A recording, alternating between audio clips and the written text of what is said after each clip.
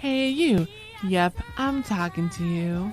You're getting hungry. Very hungry. Your mouth is watering. You have a craving. A craving for Doritos. A craving for crunchy tacos. Well, have I got the treat for you. It's that time again. It's grill time, baby. Come on in tomorrow only to get your charcoal for 50% off. Choose your favorite smoker. That's 20% off. 3453 North Kimball in Chicago, Illinois. Remember, this sale is for one day only. Now that's how you save big money. Get selling out fast and secure. Your tickets now. The first annual 1043 2018 Hip Hop Fallback Jam Session. It's something you don't want to miss. Hey, it's Danaya, Azure, and you are now tuned in to No Filter Radio with your host, Dope as Music. So we're working on that. Television. Sissy. Okay. So I think it's so special having my big sister do my makeup. I love when my sissy Erica helps me kind of play, I say dress up. It just makes me feel like, my big sister making me look fly, as she would say. I like it. Smoky sexy. Social media.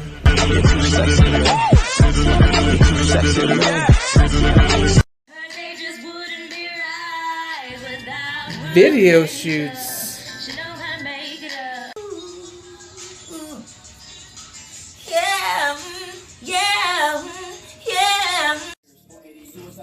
Photo shoots.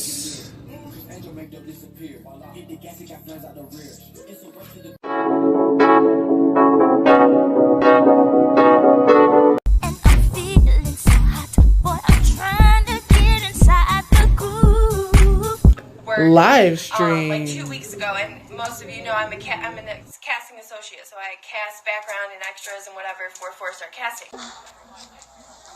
Movies. Dwayne, can I see you in my office? Yeah. Can I use the bathroom first? Well, make it fast. YouTube videos. Sweet love, hear me calling out your name. I feel no shame in love. Don't you ever. Or commercials. Danaya Designs for You will get you right. Grab that S4S jewelry. Just go to bit.ly/DD4U jewelry. Located at 4655 South King Drive. Approved by Papas Everywhere.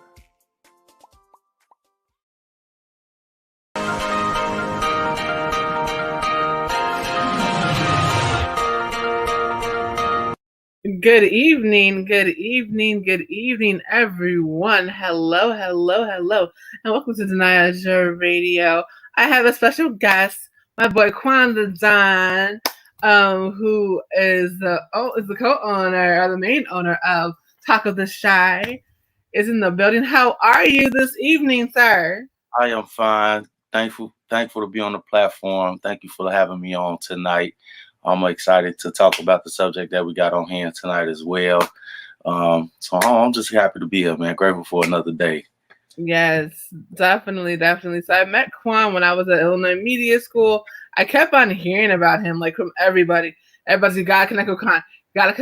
I'm like, we were in two different classes. We're never here at the same freaking time. There's no way we can work together. We're both busting our asses right now. Yeah. So after we got out of school, we started working together and working on some phenomenal projects. So we have so many dope things that are coming up right now. I'm super, super excited to be doing some really dope stuff with him, you know. But also, like, the one thing that I've noticed during this quarantine is how like, I have another friend, my boy Antoine, that's having issues when it comes to the mothers of their children just not acting right, not understanding how crucial it is to have the fathers of their children in their lives. And so I just wanted to talk. I know that you struggled with that as well in the past. So if you could talk a little bit about that and kind of like how you've gotten through all of that craziness. Well, honestly, it's I think it's kind of your own morale and your own upbringing in a sense. Um, you know, my father was kind of there, but kind of not there. So it's Mhm. like, you have to kind of make a choice within yourself what type of father or man that you're going to be while you're here Right. to your kids. So, with that being said, it was important for me to stop that same cycle of the absent father effect. A lot of my friends growing up will be like they hate their dad or how they felt, express how they felt Mhm. about their father. And I ain't necessarily always feel that hatred, but it was like, I knew that my father was around, but not as much as I wanted him to be. But I think I was Right. still grateful for the little bit that he was there because I had those constant reminders like it's true deadbeats out here. Yep. So with that being said, for me, I think being a single father is biased in America in a way, in a sense. Yes.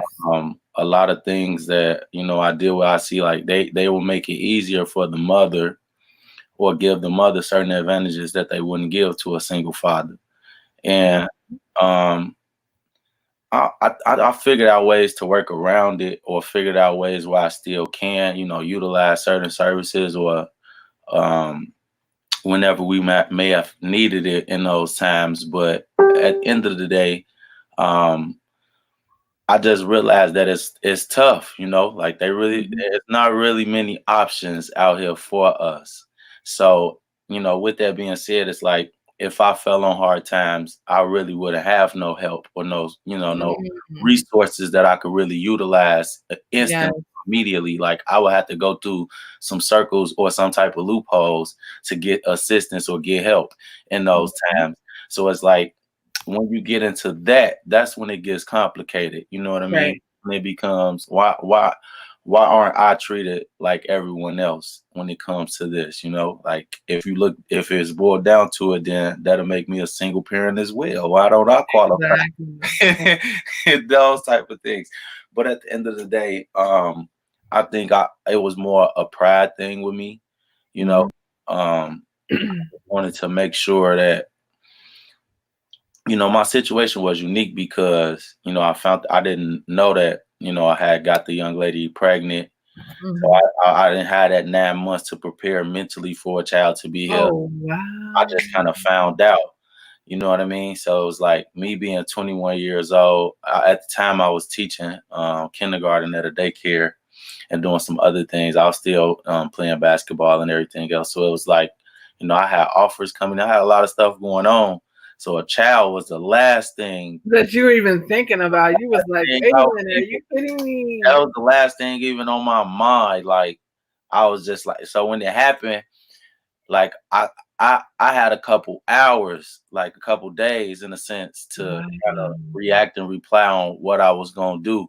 So it was like Monday we was contacted, from an adoption agency saying that I was that there was a young woman claiming that I was the, father of the child. Mhm. And I spoke to them. We went back and forth that Monday, trying to get information from them. They wouldn't give it to us.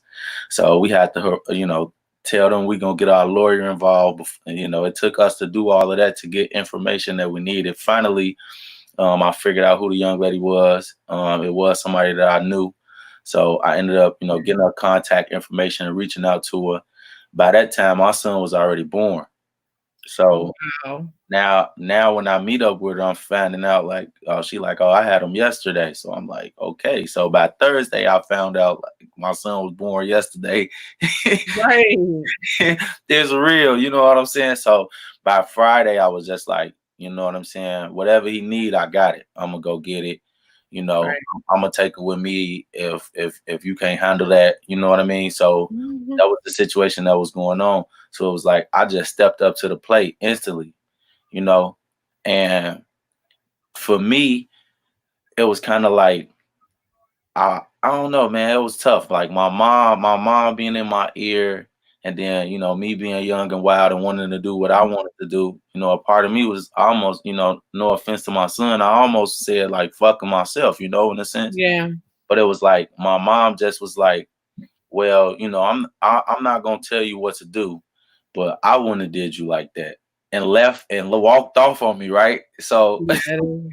that Mhm. just ate at me like the whole night. I was like, damn, I'll be bogus if this Mhm. is my baby. And I just, so I Mhm. was just like, nah, if this my baby, I'm gonna do what I gotta do. I ain't gonna be like that.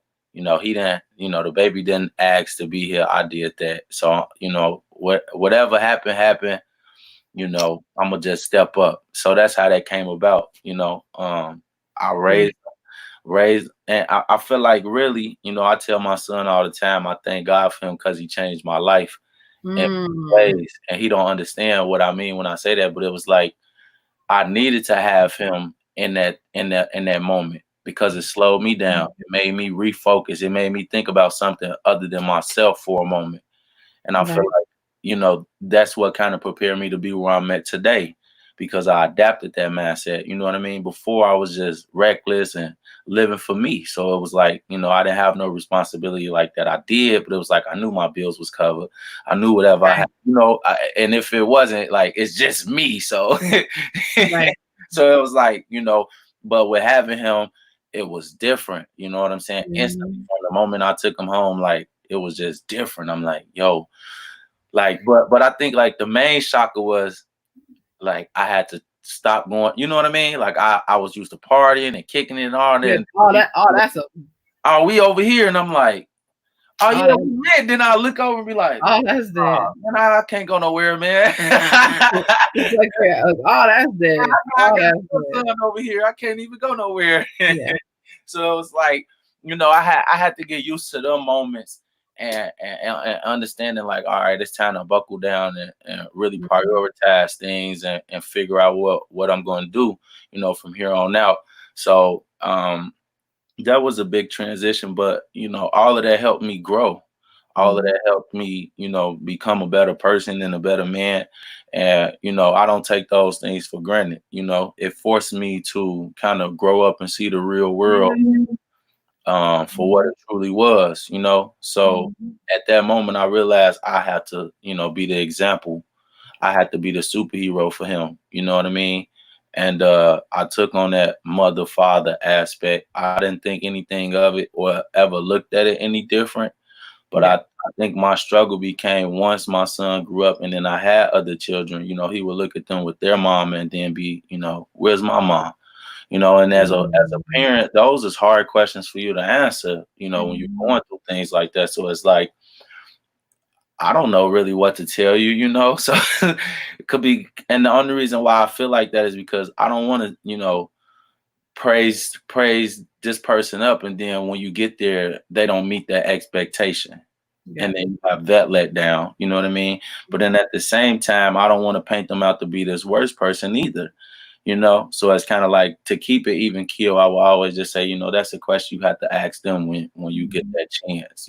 I can't answer that for you because that's the easiest way that I thought, would keep the backlash. Because in moments like that, your Mhm. child will end up hating you for certain Mhm. for certain decisions. So it's like, being that young, you don't want to make any decisions that may affect him in the long term. While I was so those were the type of things that was kind of on my mind that I was thinking about and going about, you know, um, whether his mom would come back, it was always in the back of my mind. But, I just felt like when the time came, we was gonna handle it a certain way, Yeah. and the way that I felt like it should have been handled was she should have just eased into his life. And Absolutely. and that's just, I was never against any of that at no point of any of the time that I've had my son. But I think that, guilt eats at people after so long, and gets to them. And a lot of us, let our emotions stop our kids from having the best and most beautiful moments in life, Yes. because of our own hatred of somebody else or a situation or whatever. You know what I mean? Mhm. But I chose to be the bigger person within all of that, to say, regardless of any of that, it's important that he has the best life possible. Mhm. Whether I may not have a strong bond with that or whatever, but if, he has a chance to have a great moment with, I'm not going to stop him because of that. You see what I'm saying? We have too many people that get into the way of things by doing that.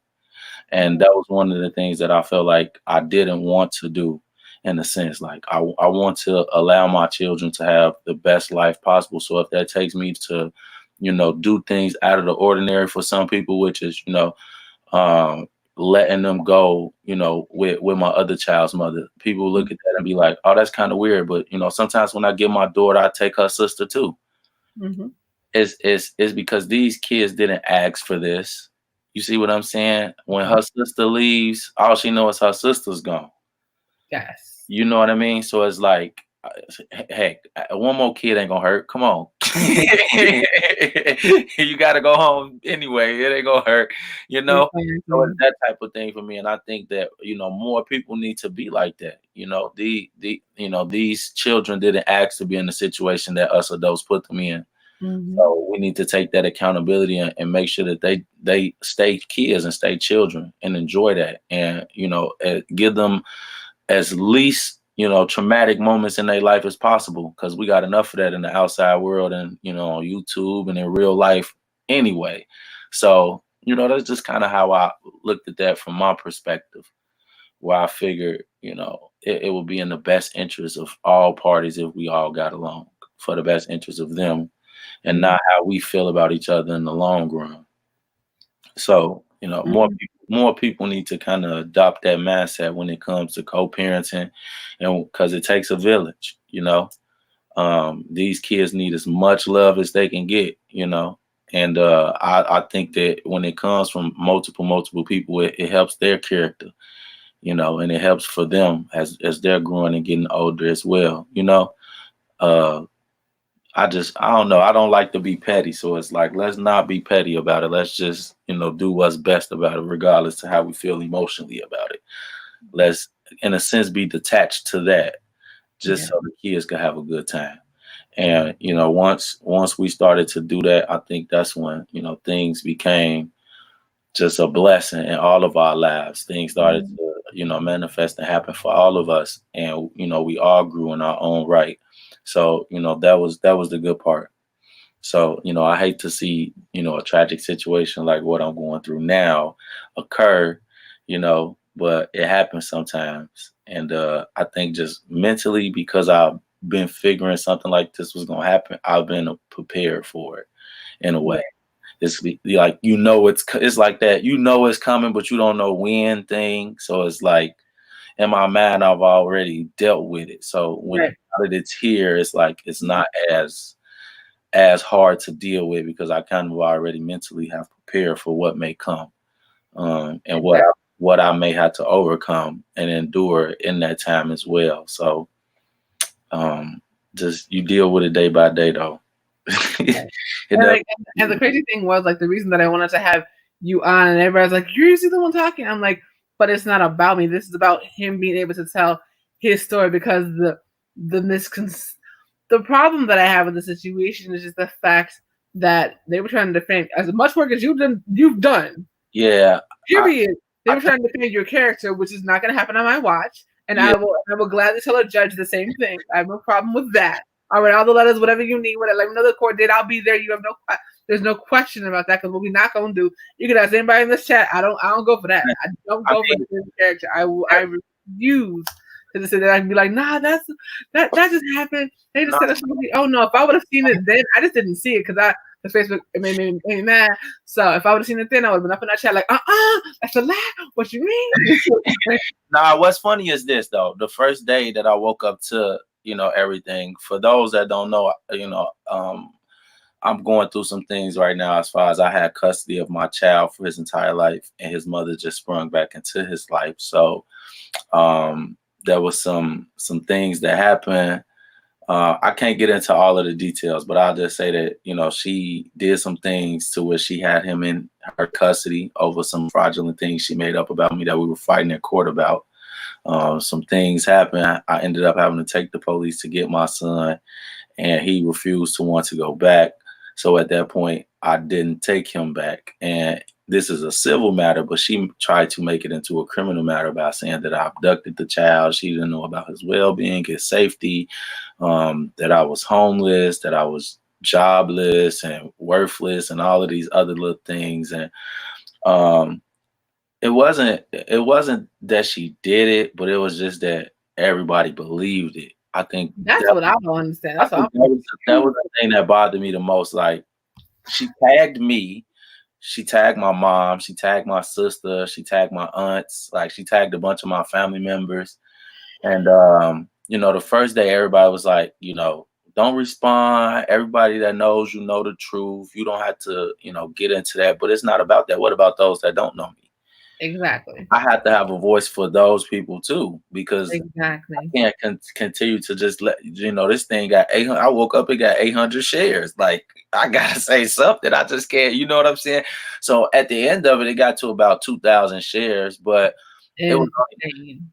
it was only weird because the first day I was getting so much hatred and backlash and so many calls and so many people inboxing me saying, you need to give your son back and this, that, and the third and yada, yada, yada. But it wasn't until I made the live video and then I showed different, you know, evidence that I had and different receipts of things that people wanted to, oh, I can't believe she made that up on you. That's so wrong. And that's a defamation of character. And that's this, blah, blah, blah. But I was like, y'all never came and checked the Carfax.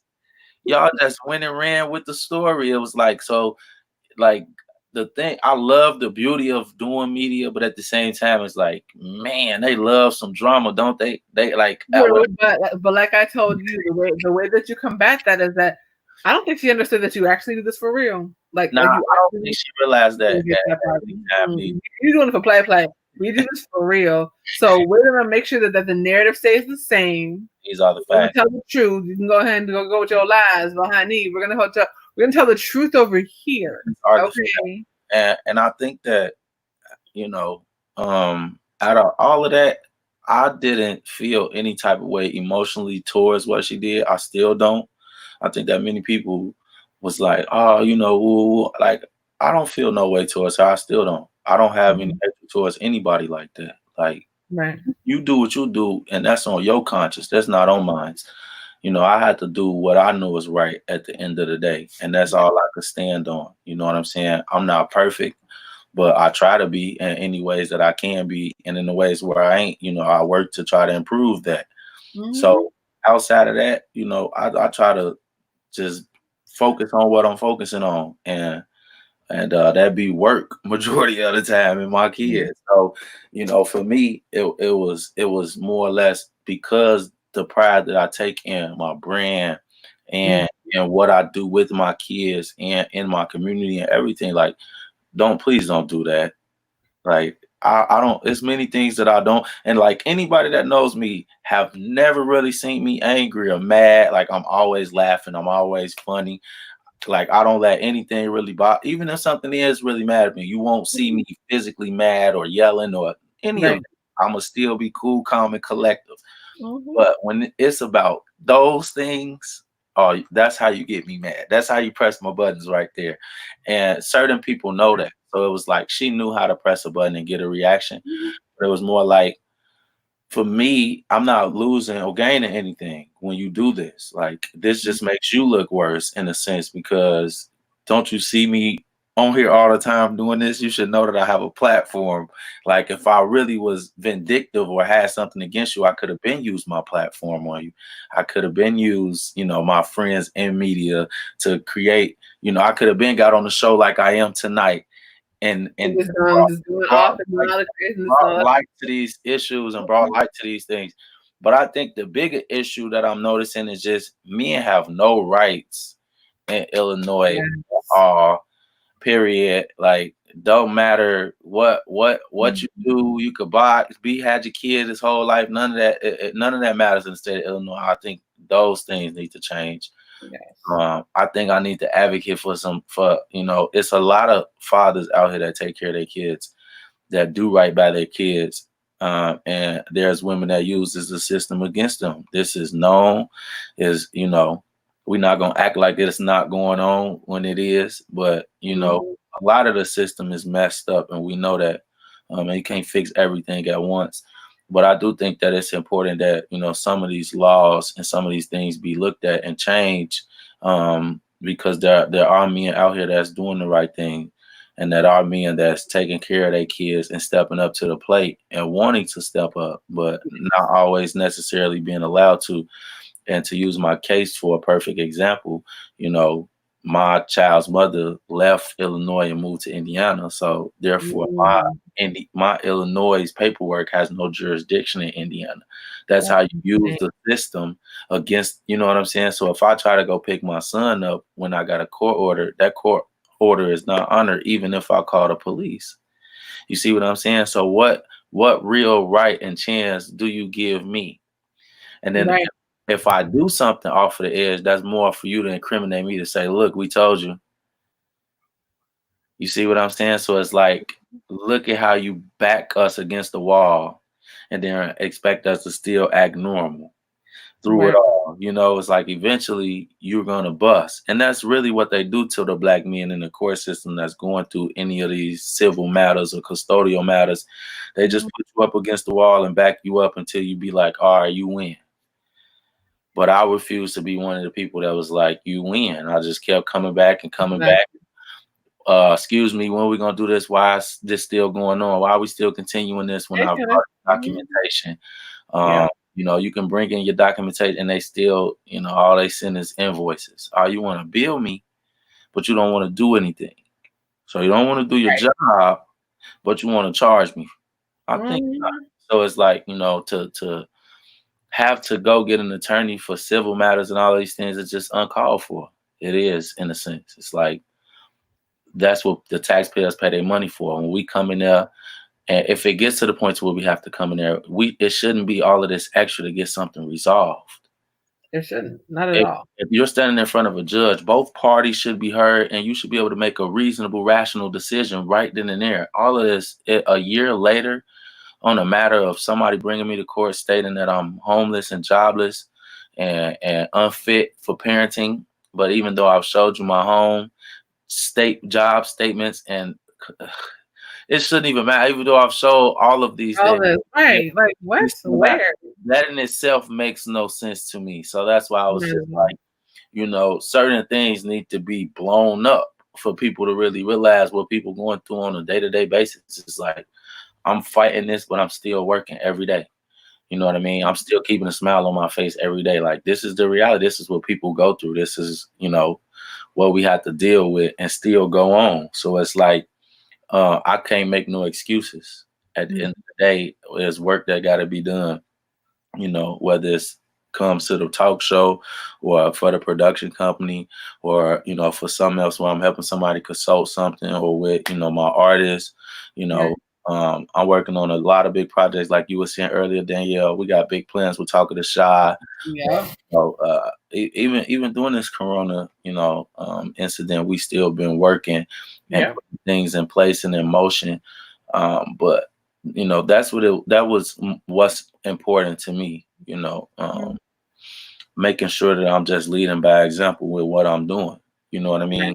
Like, I don't want it to be like, when somebody mention my name, they got a second guess. Well, you know what I mean?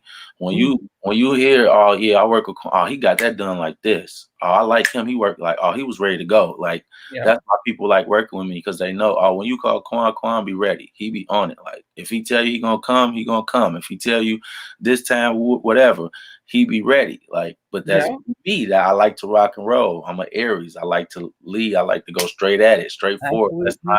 Let's not waste time. My brain is like this all day, every day anyway. So it's like, I've been getting calls at like, you know me, D. I'll be like, hey, Danny, you woke? Hey. No, it was so crazy that like we did the Donning Brothers event. So the Donning Brothers are these twins that build houses for the community, and they gave away a house. Tell me why, like 20 minutes before he called me, I already had somebody asking me to go to the event.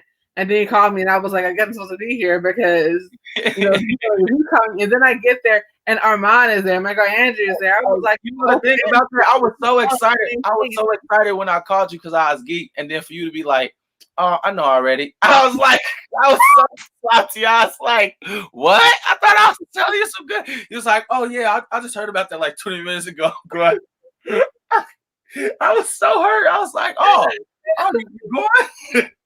I thought I was telling you something good. but that shows the circles that we run, and that's why, like, for me, when I saw the thing this morning, I was like, it said PSA. So I'm thinking like he's gonna say something crazy about the mask or something. He's gonna say something goofy. I look and I'm like, I'm looking at the comments like, oh crap. I'm like, why is there angry emoji? And I'm looking like, oh no. Terrible. Yeah. But at the end of the day, everything with me and my son is great. Mm-hmm. So that's a good part. Nothing's wrong with him. He not hurt. He not that was the more important thing. Laughing like you could like the one thing that I can say, and I've heard it a couple of times, but definitely like from the live that I heard when you were just like what I like about the way that you handled the situation was he didn't try to be like, I'm gonna have him right here on camera. He's right next to me. He's like, stop right there. Say your piece. Okay, that's cool. Go back and play. Because you're going to for the rest of it. And I think that's what's going to help you more because you are respectful of your child. You feel me? Like that meant that. And then when I heard him in the background today, he was just laughing and he was like, yeah, Dad taught me how to, because he was talking about breakfast. And he was like, yep, Daddy taught me how to use the microwave. Daddy taught me how to mix a cereal. All that kind of stuff. Like that's what's like incredibly important is that relationship that you have with him.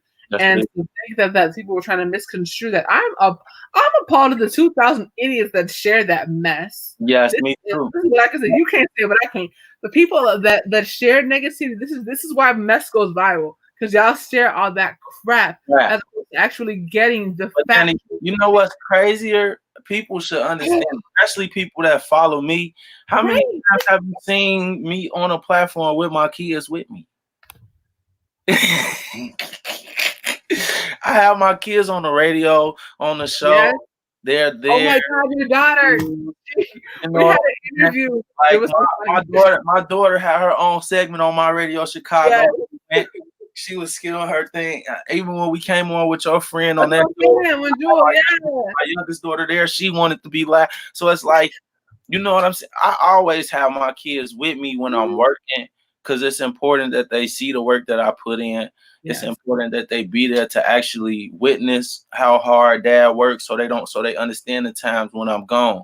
You understand what I'm saying? Like it was all of these things is just important to me. But I got in those habits from, when I played basketball, watching my kids run on the court, while we warming up and playing around and the joy in their face. Like they was truly excited to be down there. Like, you know what I mean? And then in the sense they felt honored and entitled too because they like, ain't nobody else kids down here, but we down here. Ooh, you know what I'm saying? Exactly. So it's like they get big-headed and like, we on the court shooting with the team. Like, but my son remembers those things. Like he cherishes those things. When it's just me and him, he reminisce on that. Like, man, Dad, I miss when you was playing basketball and we used to be on the court with y'all.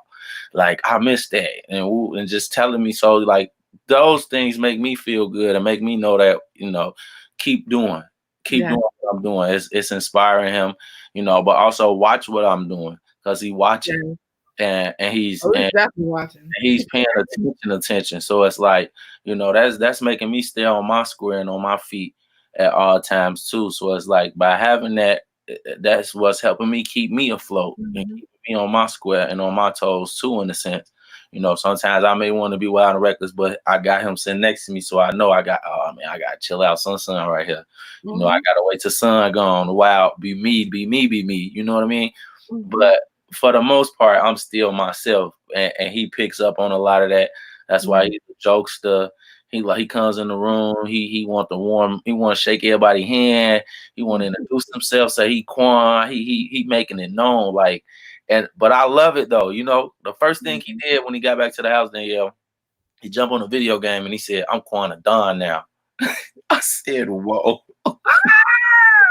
Whoa, whoa! Alrighty there. He creates this little profile. I'm Quan a Don now. I elevated, Daddy. Whoa. No. Hey, it's serious in these streets. It's serious out here. So we shot a movie. I mean, not a movie, but a little like a little mini episode with him and his brothers and his cousin. Fun. So they like to look at that, you know, and create different stuff like that. So we do a lot of that around the house too that people don't see or know about. Like we're gonna be putting out a couple of skits and some other stuff. Because he likes to joke around and be a jokester, but he camera shy at the same time too, so it's hard. So we working on that. that's progress right now. A little bit of time to build that up, you know. Yeah, I mean he's 9 right now, so he's still coming into his own. I think like more or less he like to sing and dance more. He in the basketball really big, just like me. Nice. But my other son, that's he gonna be the football star. I could see it now. Oh, you see it now? I can see it now. His first games, he had like 7 touchdowns in the first 2 games. I was like, dang. Okay. You talking NFL numbers from what I've seen. Oh no! Put him on the Bears because they need some help. He only won a championship and I don't even want to guess. I forgot. Yeah, he only 7. He got a long way for the Bears to get their hands on him. But if they want a nice running back, Ashton Delsol is on the way. He coming for him. That's what's I come downstairs. He watching football highlights. I ain't even got to tell him to put the work in there. He already watching. That's what's up. I say, yeah, he not like Quan. Quan he go with the flow. He cool. If I tell him to go practice basketball, he'll practice. But you like gotta tell him to go practice. The only other time he'll play is like, you know, to play his brother 1-on-1. He take that real serious. I don't know, you know, what that I didn't have a brother growing up. So I didn't have that sibling rivalry. I see it in them all the time. Like they gotta compete on everything. Like everything is, oh, I ate my sandwich first.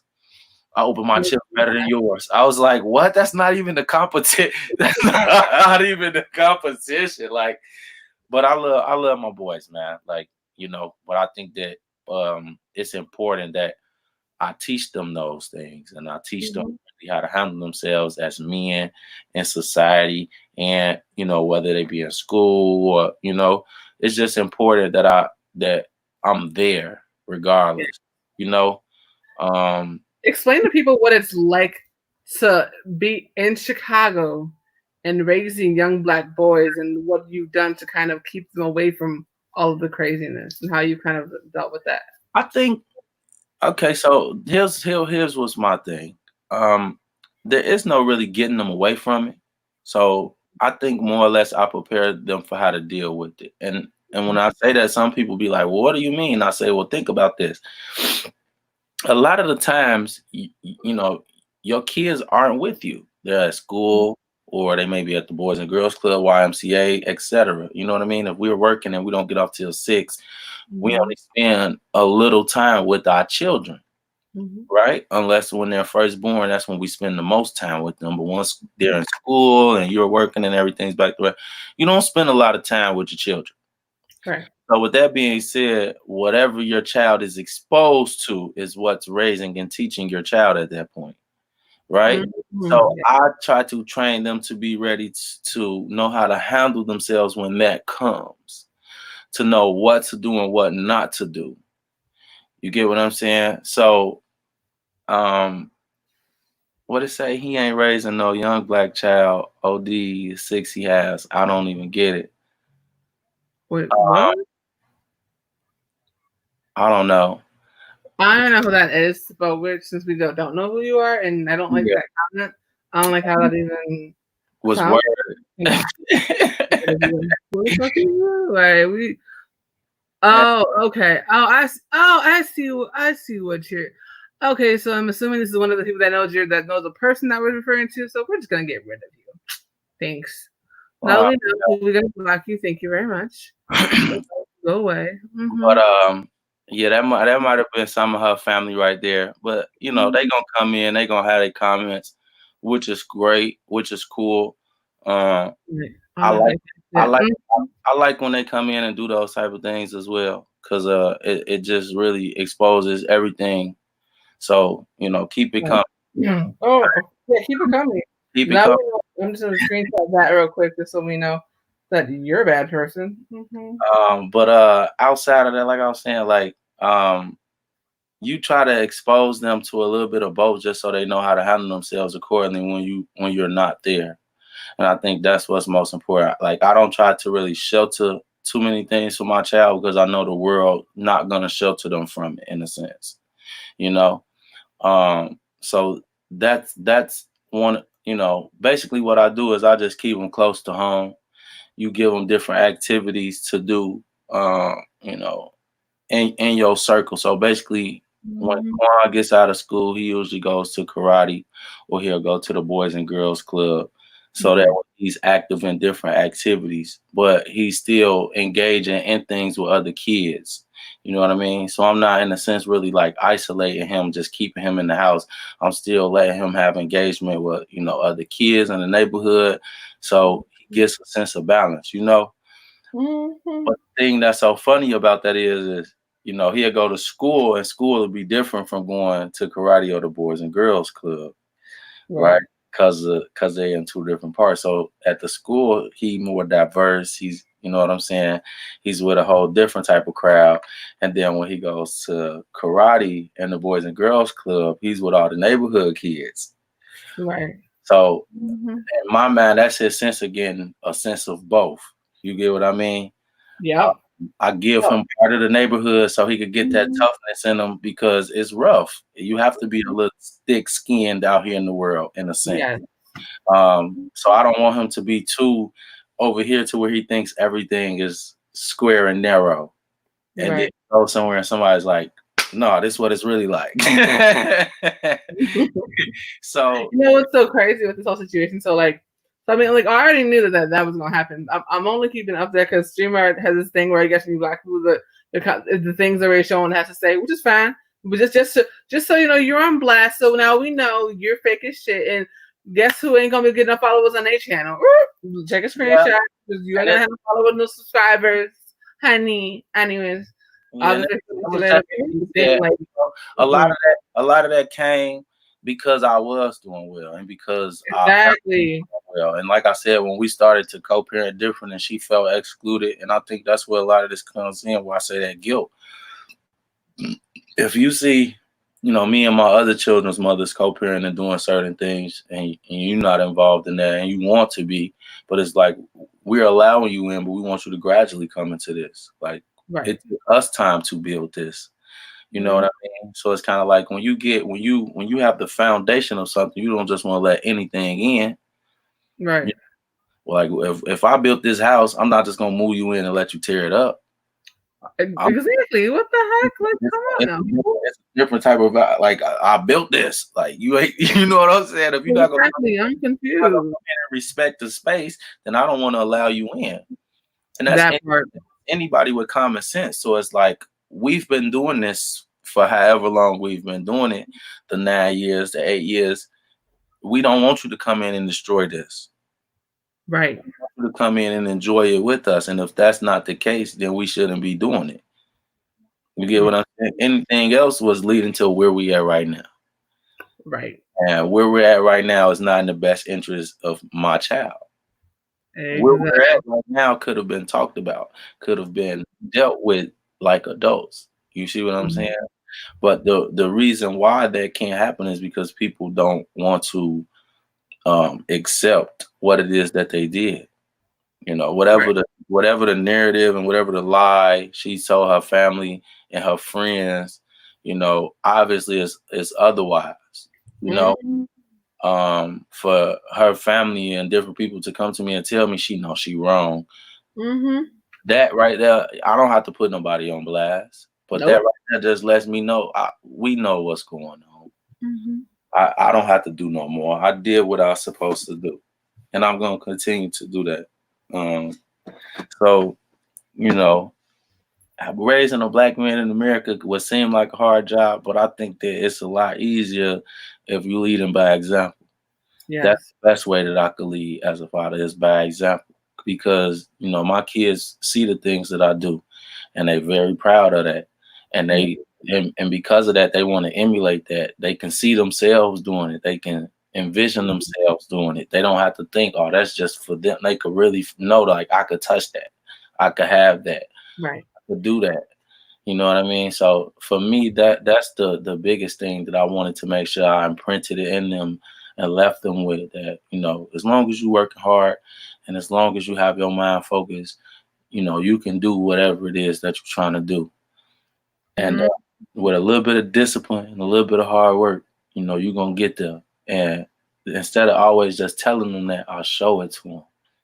You see what I'm doing right now? I'm working. Oh, this how I do. Exactly. This what's going on. Oh, well, earlier when we was on the phone, you heard Quan walk in, he say, oh, you editing the video, Dad? Yeah, I want them to know what's going on. It's important that they know, so they know, oh, Dad's working. Let me go on and give him this. You know what I'm saying? Let me give him his privacy, those type of things. So it's like the bond that we have is just uncomparable, though. I've I always tell my people that I meet and encounter this, like, I really didn't know what love was until I had my son. Right. Like, I thought I loved people, but then I realized that I never loved nobody really, because I never felt for them how I felt about my son. You know what I'm saying? So I was like, in that moment, I'm like, yo, I ain't never really loved nobody. Like, because for this one right here, like, I'll do anything for him, and I don't even know this baby. Right. But those was the thoughts that I was having. So I was like, to have your child snatched away from you, that's never good. That's man, that's the toughest, one of the toughest times of my life, to be honest. And I've been through a lot of things, but like emotionally, that just like tore me down, man. That really kind of tore me down.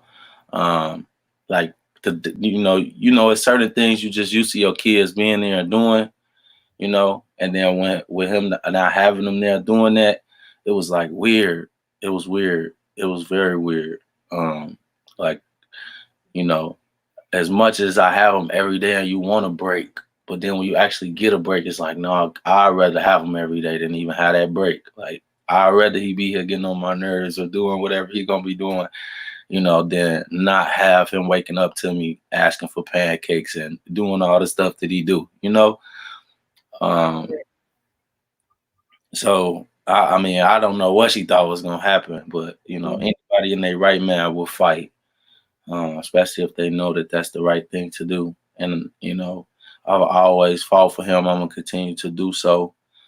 I'm gonna continue to build my brand and build my career, and continue to do the things that I know I'm supposed to be doing while we here on Earth. Right. Everything else is gonna fall into place. I can't dwell over what I can't control. Some of these things are probably just meant for me to experience them, to learn from, to grow from them. So I'm trying to take the good with the bad out of the situation, and figure out ways that we could come out better on the other side when it's all said and done. Pretty much, I think that's the what keep me sane, or what kept me sane during the whole thing, was knowing that it's gonna be better on the end. Don't worry about this right now, So I lived the storm. We still going through it. We still fighting it. But at the end of the day, I know that the sun gonna come out, and and when the proof comes out, everything gonna be oh man, why we been ain't figured this out? And then that's when I'm gonna start pointing fingers at judges and other people like that. So I'm just, patiently waiting. That's it. That's all. Patiently waiting. Comes out, and when they notice you on all of our platforms doing exactly what you're doing now, and we use this video as evidence. These are the facts. Really, really dumb. And I'm grateful for all of the people that I have supporting me. That's been encouraging me to stay positive, and for everybody that saw the video footage that I put back, contesting, just to let everybody know the true story to what was really going on. And This people is crazy. Let me change this real quick. She ain't going. Hold on, let me screenshot this real quick. But hold on, let me screenshot this real quick before I delete. I'm just gonna screenshot this just so we have it for evidence, real quick. That's because we blocked you, Joe. Like, we blocked you, so I'm confused on how you still come back. Come back on different pages? Come on, is that what we're doing here? Yeah, this is her sister. I'm assuming from the last. Oh, okay, that's great. Yeah. Mm-hmm. Now I'm gonna tell you a funny story, right? So when I first took my son home from the hospital, right? I was going to the lawyer, so I don't even know why you're playing this game, especially on my channel. I'm not worried about it.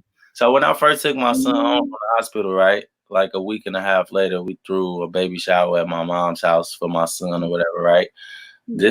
This is the sister that's commenting. This is the same sister that met me at my house with her to tell me that my child was born and everything, right? So she knows this whole story. She knows what's going on as well. That's the crazy part. But this is the even crazier part. When all of that was going on, her sister put out an Amber Alert and said that I stole my son. Now that's the one. You know what's so funny? Now this, the one that's commenting, right? My son stayed with her the whole time. The whole time the police was looking for me, my son was with her. She wouldn't even give her son to her own sister, and that guilt is eating at her now that she's seeing what's going on. So that's where her 2 cents is coming from. Like, now she wants to come back and say, oh, I was so wrong, and this, that, and the third, and yada, yada, yada, yada, yada, and wants to be such an advocate. But you wasn't even an advocate when my child was born. You helped me when my child was born. You're half of the reason why. Well, you were 75% of the reason why I have him, even still to this day. But now you're an advocate for her. It's okay though, because all those screenshots I just took are in his inbox to get to the lawyer, so it's all good. Keep it. Keep sending them, honey. We're gonna keep blocking them. We're gonna keep knowing who you are. We're gonna know not to support your channel, because that's what we do over here. We support channels, but we also know what channels not to support. So that's okay. It's quite all right. We knew it was gonna happen. It's fine. And it's very cool to me to see how much of an advocate she's changed to be on the other side over all of these years. But I don't know. I can't speak from their point of view. I really don't understand, But at the end of the day, there's obviously a hatred towards me in some type of way, shape, or form. And that's okay with me. That's okay with me. Everybody not gonna like you. Everybody not gonna want to be your person. No, they're not. Everybody can't sit with us, and you definitely can't. So that's all good. But as far as them feeling like, oh, we finna get that baby back and we finna get some money off y'all, that's not gonna happen. Not gonna happen. You know what I'm saying? Like, anybody with common sense knows what's going on right now. Y'all had ample time to come back, even after the first time when I had custody all that time, and we moved and I stayed in Danville and all of that. Like, the whole time, y'all came. Why didn't you? Now all of a sudden when you see things happening and boom, you get on my Facebook, you look in here, you seeing son them taking flights and you see all this stuff going on. Now all of a sudden you want to come back. Now things are a problem. So it's, what's your intentions with my child? And when I ask those questions, those are the questions that don't get answered. Of course not. I ask her why now, why 8 years later? when she's already said to you in front of your face that I've never stopped her from seeing my child. I got screenshots and messages asking her. So does, my other baby mama. So it's like, it's it's been plenty advocates that's rooted for her. They not rooting for her no more, but I've never been one to want to close the door on her or anybody in her family. You know what I'm saying? But it's just how what sense would it make to snatch my son and then block me and all of my family from seeing him? And we raised him, and that's all he know. So that in itself is the reason why I'm taking the stance that I'm taking. Like, your intent is wrong, and your reasoning for what you're doing is wrong, and it's hurting my child. And to hurt me for what? I don't know. But you gotta let people vent and go through things how they want to go through it, I guess. But the way that she went about it was definitely the wrong way. I hate that it has to be this way, but it does at the end of the day, because she chose to make it that way. And once she made it a viral subject, I have no choice but to speak on it now, in a sense, as much that I can speak on it, because it's still currently happening. So it's just the last people. You know what? But it's good that it happened that way, because what we were speaking about and kind of just going around and not really talking too much about it. For somebody to come in the chat and acting crazy, I see exactly what you're dealing with. Yeah, and you can actually see that. Like, now you guys get to see like why it was so important for me to have in mind, because I already knew. That's why I had my snipers in the bushes. I already knew what was gonna happen. I already knew. I figured you're gonna come on to the issue. So, child, go back. I figured one was gonna slide in there. It's probably of course. But I'm not too worried about it though. Not at all. Like I said, at the end of the day, I can only speak my piece and speak my truths, and that's all that I came to do. I can't speak too much. Once everything is over, I could come back and further get in detail and really get into with how everything played out and what went on, and then everybody will be able to be like, oh, no brainer, of course. We can see what's going on, but because everything is still ongoing, I can't really get into too much detail and speak on things. But it's just some things is just uncalled for. This is definitely one of those things. But it also made me realize, like, man, maybe this controversy sells. Maybe I need to right. I mean, like, right. Since you go ahead and I need a reality show or something. You know what I'm saying? Oh my God, that would be hilarious. Hey, maybe I need to go and give me a reality show. Reality show out of your inbox. What you talking about? Since reality's selling right now, you feel me? Since people like the story, because I could come up with a story, man. If that's what the people. Of course. Or I could just tell my own. You know what I'm saying? I thought about something. I'm gonna sell when it's all said and done, I'm writing my book, my memoir. I'm making the movie. I'm selling it to Lifetime, y'all. So y'all can watch. Y'all gonna watch the Quan story on Lifetime, man. It's gonna be crazy, but it's real life. I'm selling it to Lifetime. I'm trying to put another 5 or 10 more years on it before I put it together and sell it to them.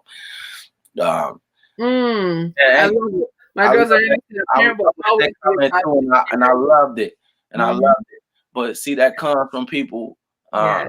You know what I mean? And you know what's even crazier about this case? Like, people misusing, their power and utilizing people within the system to exercise that power. And I ain't gonna speak too much on it, but it was a lot of fraudulent things that was done regarding this case. There was a lot of people that was involved that shouldn't have necessarily been involved. And if there's one thing that I make sure I do before it's all said and done, I'm gonna bring a light to all of that. I'm gonna put a spotlight on each and every last single person that played a hand in what they did, because they know they're wrong. And when you use, the state or the government or the law or any of that, to your advantage, to take advantage of a person or a situation, it needs to be reported and need to be spotlighted and told on, and it need to be, put on blast like everything else is. It's too much corruption that's going on and being just let skated over. It's too many people that's being done wrong in these systems, and we just sitting back and allowing it to happen.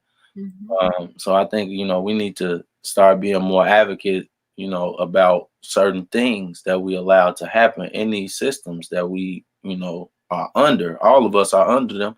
So, if I'm subjective to it, then so are you, and so is the next person. And so you can't look at it as just, oh, that's just him. No, I got a lawyer and everything. We still here. Like, it don't matter. You are part of it too. You're under the system. So, uh just certain things we got to make sure that we stand up for. And this is one of them subjects that I got to be 10 toes down on. I got to make sure I have a voice and a say so on. Only because it's important that we shed light on those things, especially with all of these cases where we got, look at just the state that we are as a world and as a country right now. Especially with just a young man that just got gunned down that was, jogging. It took for us to have to make a stance for them to even lock them up. So what's that's telling me as a logical thinking person that they need, we have to go through the ultimate extent to even get regular justice that's known, that's blatant in your face. We still got to take ultimate steps to get a little bit of justice on that. You see what I'm saying? But we still have to do something, and that's the thing. Like, we have to stand up for what we believe in right now more than ever, and stand on that, and not be afraid to take whatever may come with that, because we allowing too many crazy things to happen, and you know what I'm saying. It's too much at this point. If we don't, how old were your kids when you had to have the talk with them? I'm talking about the talk of make sure that you're not in too large of a group. Make sure that you're that you're not at certain places after dark. Like, how old were your kids when you had to have that conversation with them? Well, I mean, my kids not old enough to really go out by themselves just yet, so we ain't got to that point. But I mean, when my kids are with me or they out, with family, or even if we out just, enjoying ourselves, the only child that I really have to worry about is little Quan. The rest of my kids are really pretty much like stranger danger at all times. But little Quan, he's a little more enthusiastic than his brothers and sisters. He think everybody his friend. So, he's the only one, but that's just his personality. He just outgoing like that. He don't see no wrong until it's wrong. And then when it is wrong, he'll stand up and defend himself. So because of that, it's like, I allow him that little bit of freedom because I know, he knows how to handle himself or whatever comes with that, in a sense. And I feel like he's a little bit more prepared because he hangs with me more. So it's like he see more of dad, so he gets more of dad than maybe some of my other kids. So it's like I feel like I have to protect them a little more, but I also be confident that I know Quan is like a mini me, so he won't let nobody touch his brother. Like, he don't care who you are. If yeah, wash your hands. No, don't touch my. Like, he's one of those. So it's like that's an extension of me in a sense. So it's like I know he got his younger siblings in a sense. So whenever we're out, they're usually very cordial and knowing how to stick together, and knowing how to react if something was to happen, who to go get or what to those type of things. But most times, we still together. They don't do many things on their own too much, unless we go to like Odyssey Fun World or something. We just running around the place. But we go there often. So these are places that we familiar with, where my kids know the surroundings. We know where the help is at. They know what to do in case of an emergency and things of that nature. So outside of that, I really didn't give them no real big speech because they don't really get to run the streets or do too much of that just yet. But once we do get up to that stage, but I try to prepare them by, I mean, the stuff is on the news and it's out. Right. That's what I'm saying. Like, I know they're asking questions. They very pretty much see what's going on. So them just some tough conversations to have in a sense as well.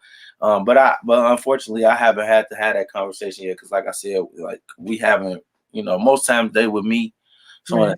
they feel protected just off the strength of that. And I don't, really let them go to too many places where they're not kind of with me or somebody else with, that they trusted. So it's kind of like, we haven't really gotten to that stage where we have to really deal with too much of that just yet. Other than like when we at the park or just a random public place. But even Right. then, they know my barriers. Or I tell them like when we there, like, stay inside of here where I can see. That's the zone. Don't leave daddy's zone. And that's only funny because I tell them like, if I can't get to you, if I can't see, that's important. Like all of those things is important. If if you my son, you out and you playing and somebody pick you up and snatch, you need to be somewhere, at least in the vicinity where I can get to you, regardless of anything. And I think like my kids kind of know that judgment better, not like at this point, because how long we've been going to parks and stuff like that. So they kind of know like, all right, stay right around here because I know if something happened, dad could see me or I could yell or you know what I mean? Yeah.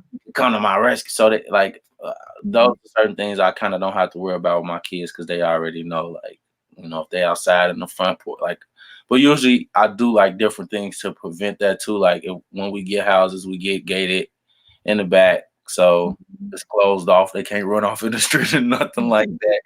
So those type of things, like, that's just what I'm focusing on right now. Cause they don't really go out to hang out with friends on they're not doing that just yet. But I think Quan's getting up in that age, that's like 10, 11-ish, 12-ish, where he get to smelling himself too much. So, but I'm prepared for it once we get to that moment.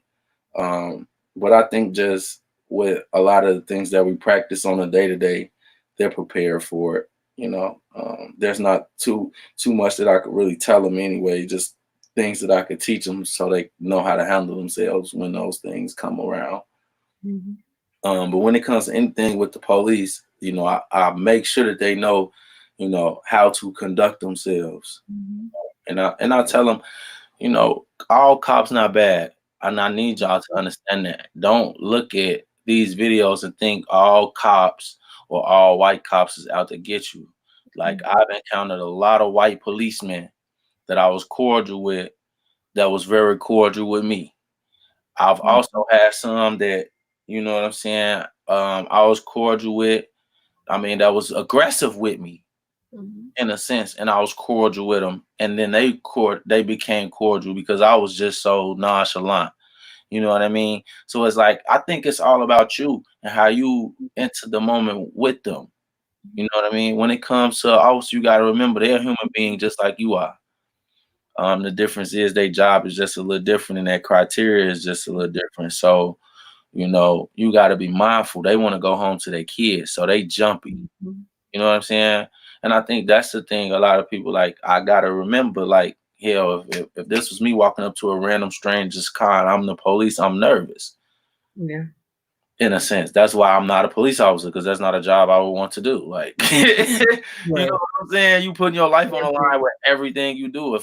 You know what I'm saying? It could be something as simple as you go up to somebody's window and you knock on it. And they got a gun.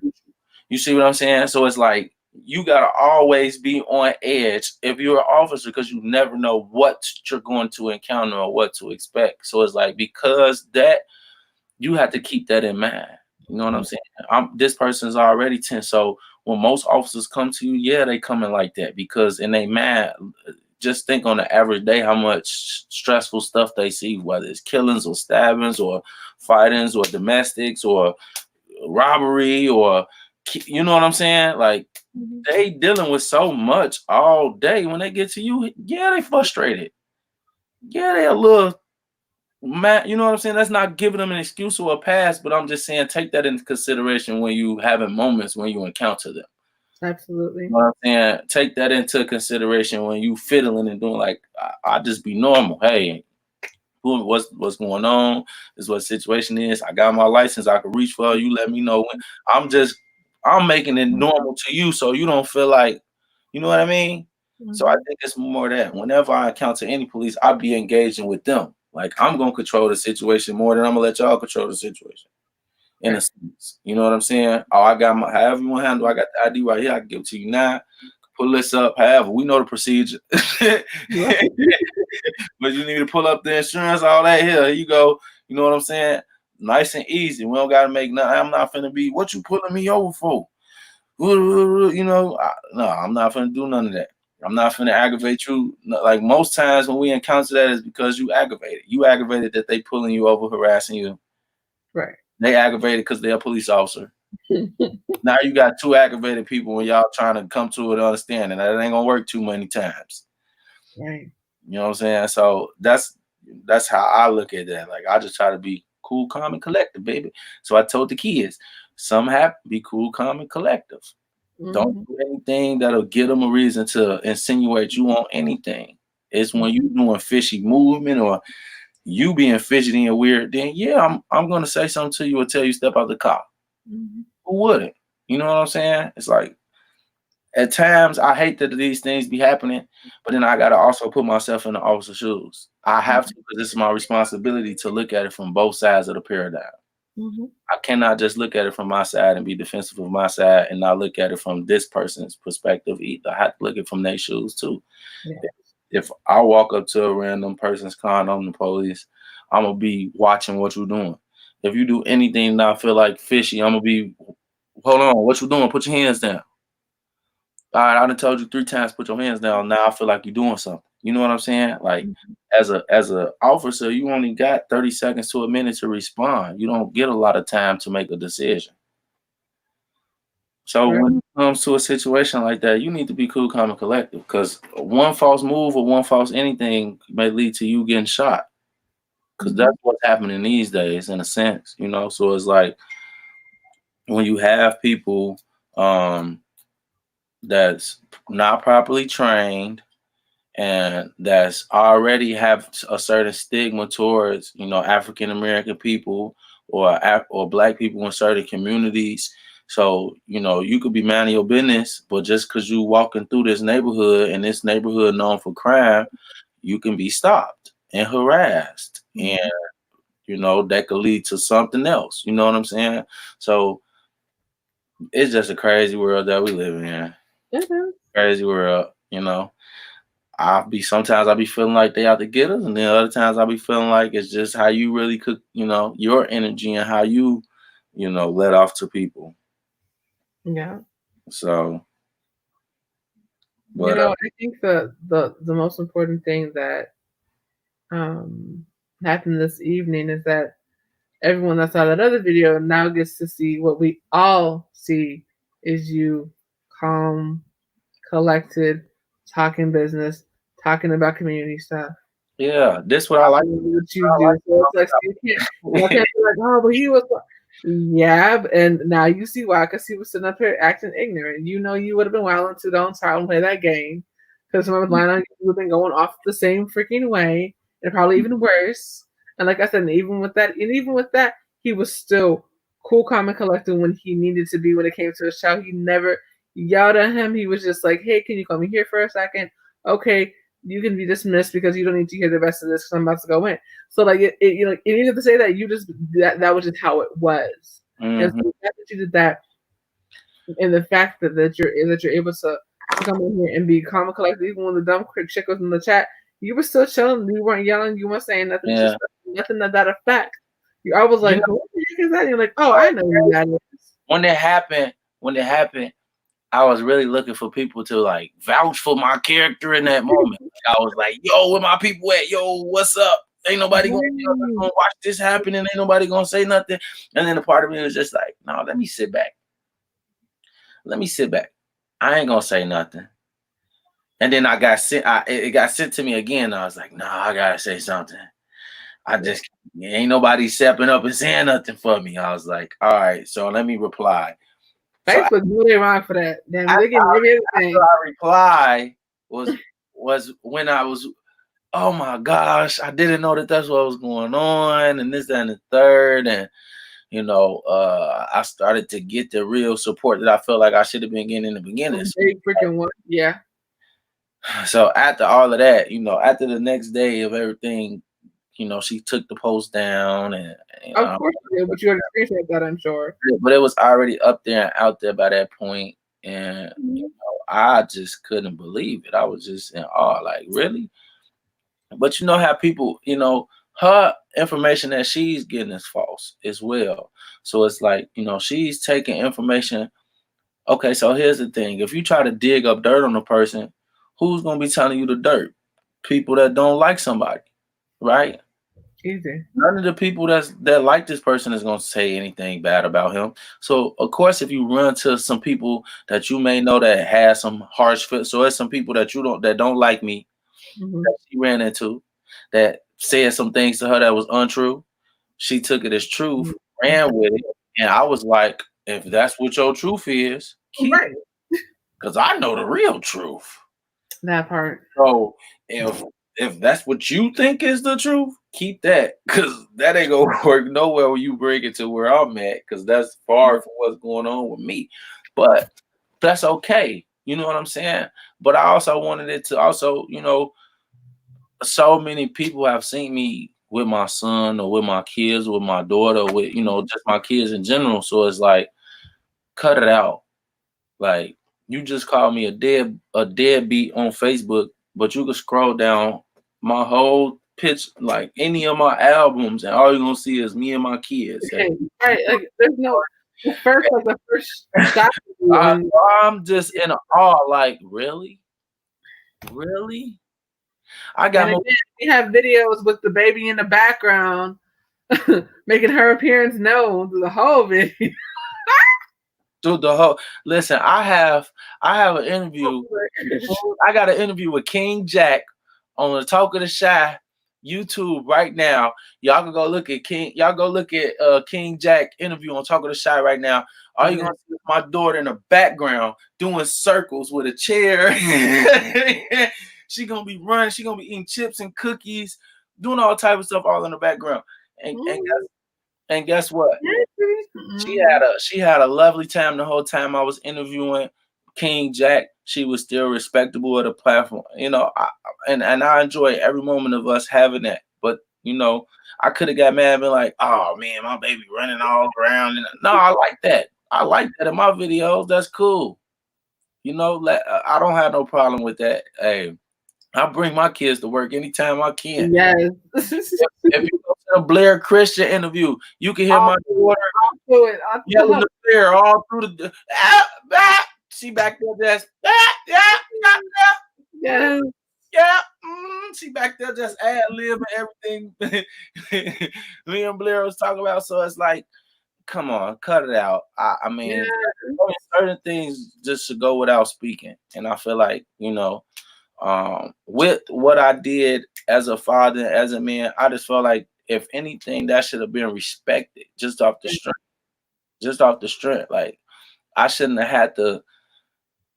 be here having to explain myself or anything or go do any of this. Like, I did what I was supposed to do, but I still get the short end of the stick. So it's like, that's what sucks as far as for me. You know what I mean? I could have said, no, I ain't gonna be no father. I'm gonna just keep doing my career. I'm gonna just, keep focusing on what I'm focusing on. I'm playing ball. I'm doing me. I ain't got no, I don't got no reason to be stopping what I'm doing to raise no child. I could have done that, but I didn't. I did the opposite. You know what I'm saying? And the only reason why you're able to even come back into this child's life is because I did what I did.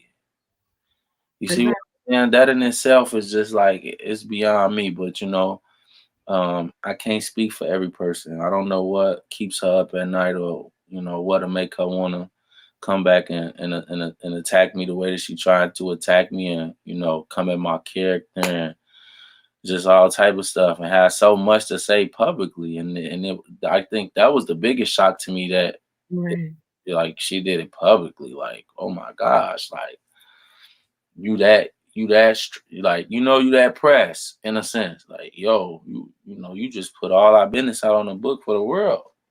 Like, yo, that was a bold move. That was a bold move, and especially a bold move because you know the truth too. So it was like at that moment, I truly knew she's believing whatever lie she's told herself to be the, at this point. She said it to herself so many times that is the truth to her now. Yeah. She believes that's her truth. She really believed that I stole her son and I've been hiding in plain sight. We're a child all this time. I've been Even though on. you stole her I, son with the I, police. I'm I confused stole on how. her son and been had him for her since he was born, and she just not able to find me. Like you couldn't Google. You could literally Google your name. I'm confused. Even before I was doing talking to Shine. Because you were touring the freaking world like, who are you mad? So it's like, really, come on, really, cut it out. You know what I'm saying? Cut it out now. My number, I got screenshots where I'm seeing my number's been the same for 5 years. Everybody that knows me know my number. I have to Danielle because that was a situation. I just changed my number. I've had 2 numbers in the last 10 years. Wow. 2 numbers in the last 10 years, right? My son, 9. My son 9. So that should go to tell you how long I've had these numbers. Now, the first number I used to have was it used to end in 1 2 3 4. The number was real easy. It was like 718 832 1 2 3 4. Like the easiest number ever. So you can't tell me, oh, I forgot your number, or that was my number forever. Anybody will tell you. They used to always be like, how you get 1 2 3 4 at the end of your number? Right. So listen, I got to tell the story how I got the 1 2 3 4. How did that happen? So I was trying to catch a plane and go somewhere. I needed a phone last minute, right? So I ran to the store. I told the air, I was like, yo, I need a phone. I need a new number. You know what I'm saying? I need to be able to have, international call and all this, yada, yada, yada. I was like, but I need you to do it like now. I don't care what the number is. Just give me the easiest number you can give me. I got to go. You know what I'm saying? Right. He did it in like 15 minutes, and that was my number. That's how I got the 1 2 3 4. So I was like, so when the guy was telling me, he was like, yeah, the number 708-32-1234. I was like, I wrote it down. I was like, wait, huh? And he was like, yeah, that's the last. I was like, so 1 2 3 4, like 1 2 3 4. I had to ask him, like, he like, yeah, you don't want to, you said give you the fastest number. That's the fastest 1 2 3 4. I said, okay. Wow. So I had that number for a number of years, all the way up until about maybe 2017 or 2018. So up in there where I first moved back here. And then I switched and got the number that I currently have. But I've had this number for that whole time. So it's like, I'm on Facebook going live constantly. My page is public. I'm a public figure. So my page is not private. So it's like the excuses that I get is like, bullshit. Yeah, anybody could get in contact with me, but you can't.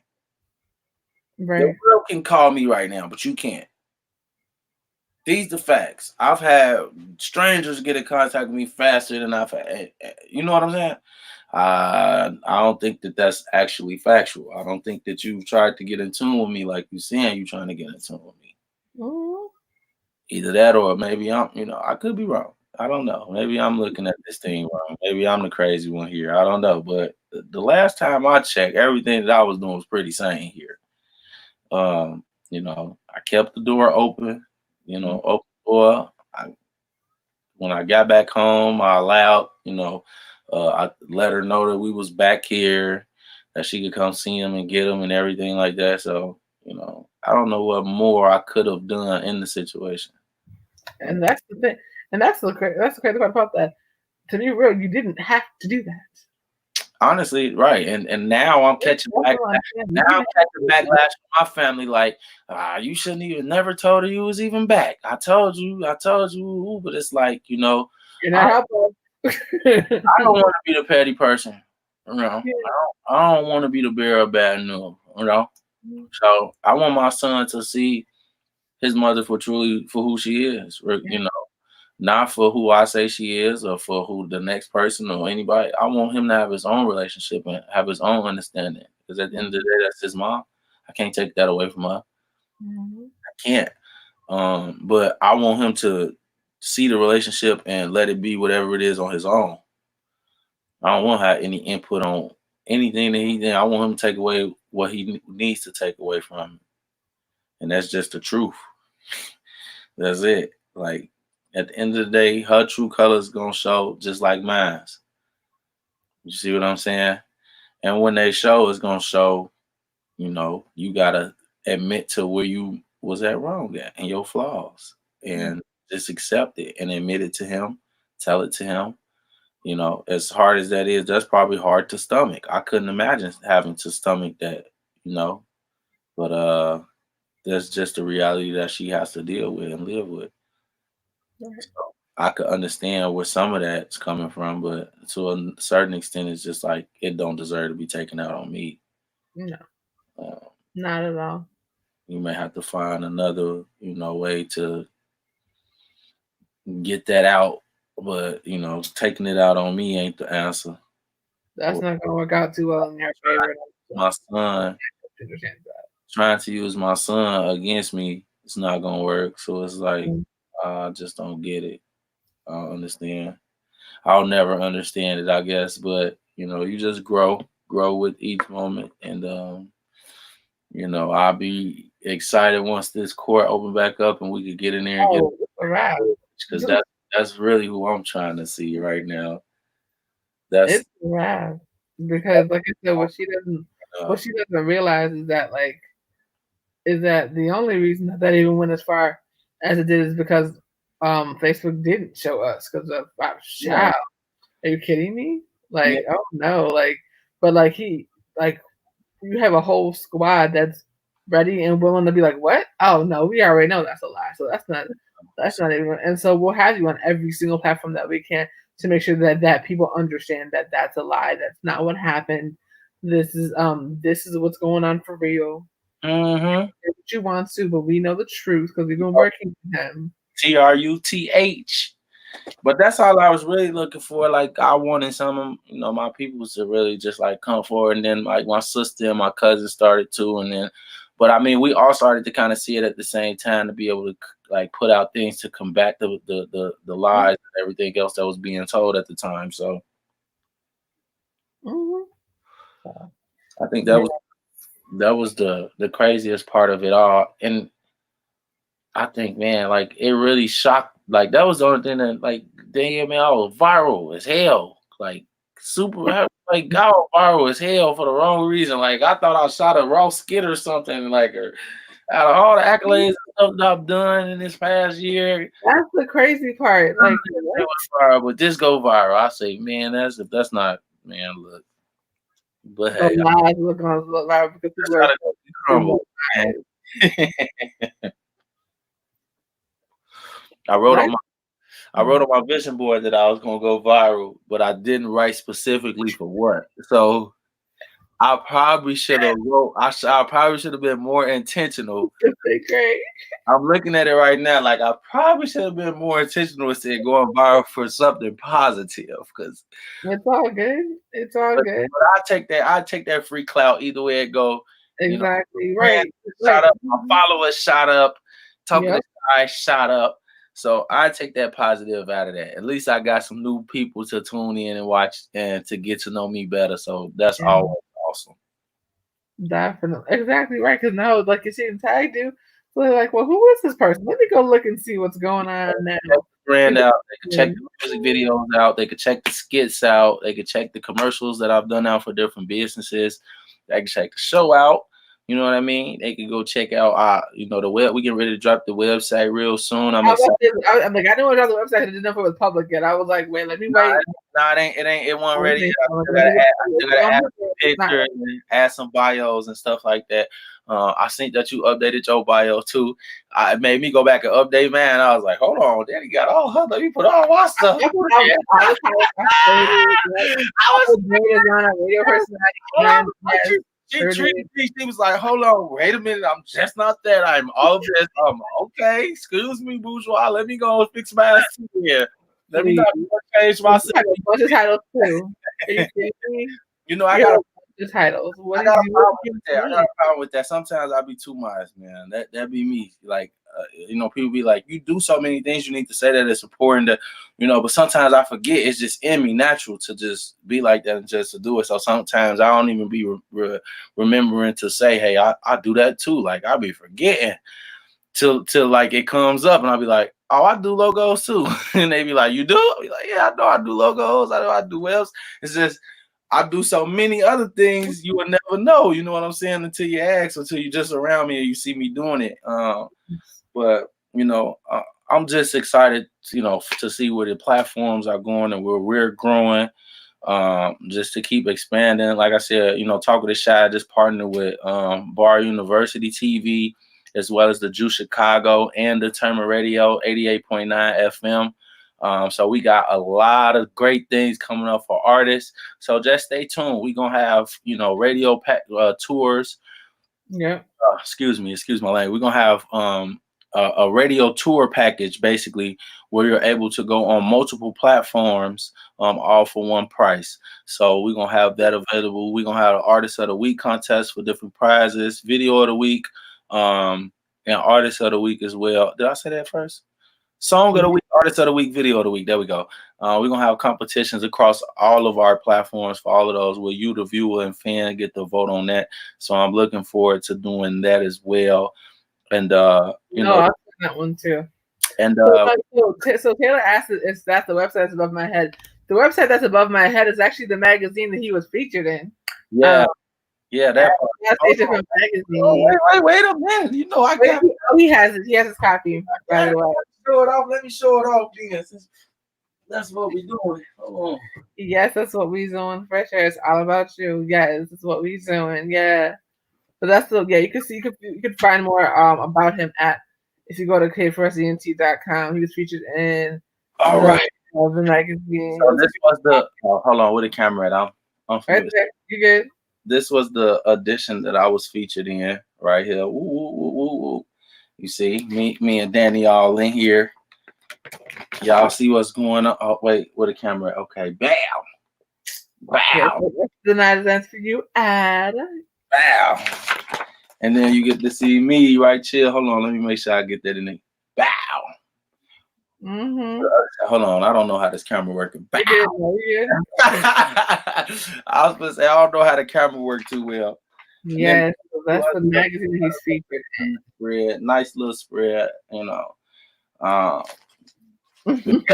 Danny asked me a whole lot of intriguing questions in here, and she got me to talk about a lot of the stuff that I was doing basketball wise, and some of the things that was important to me, some of the things that I did in the community as well.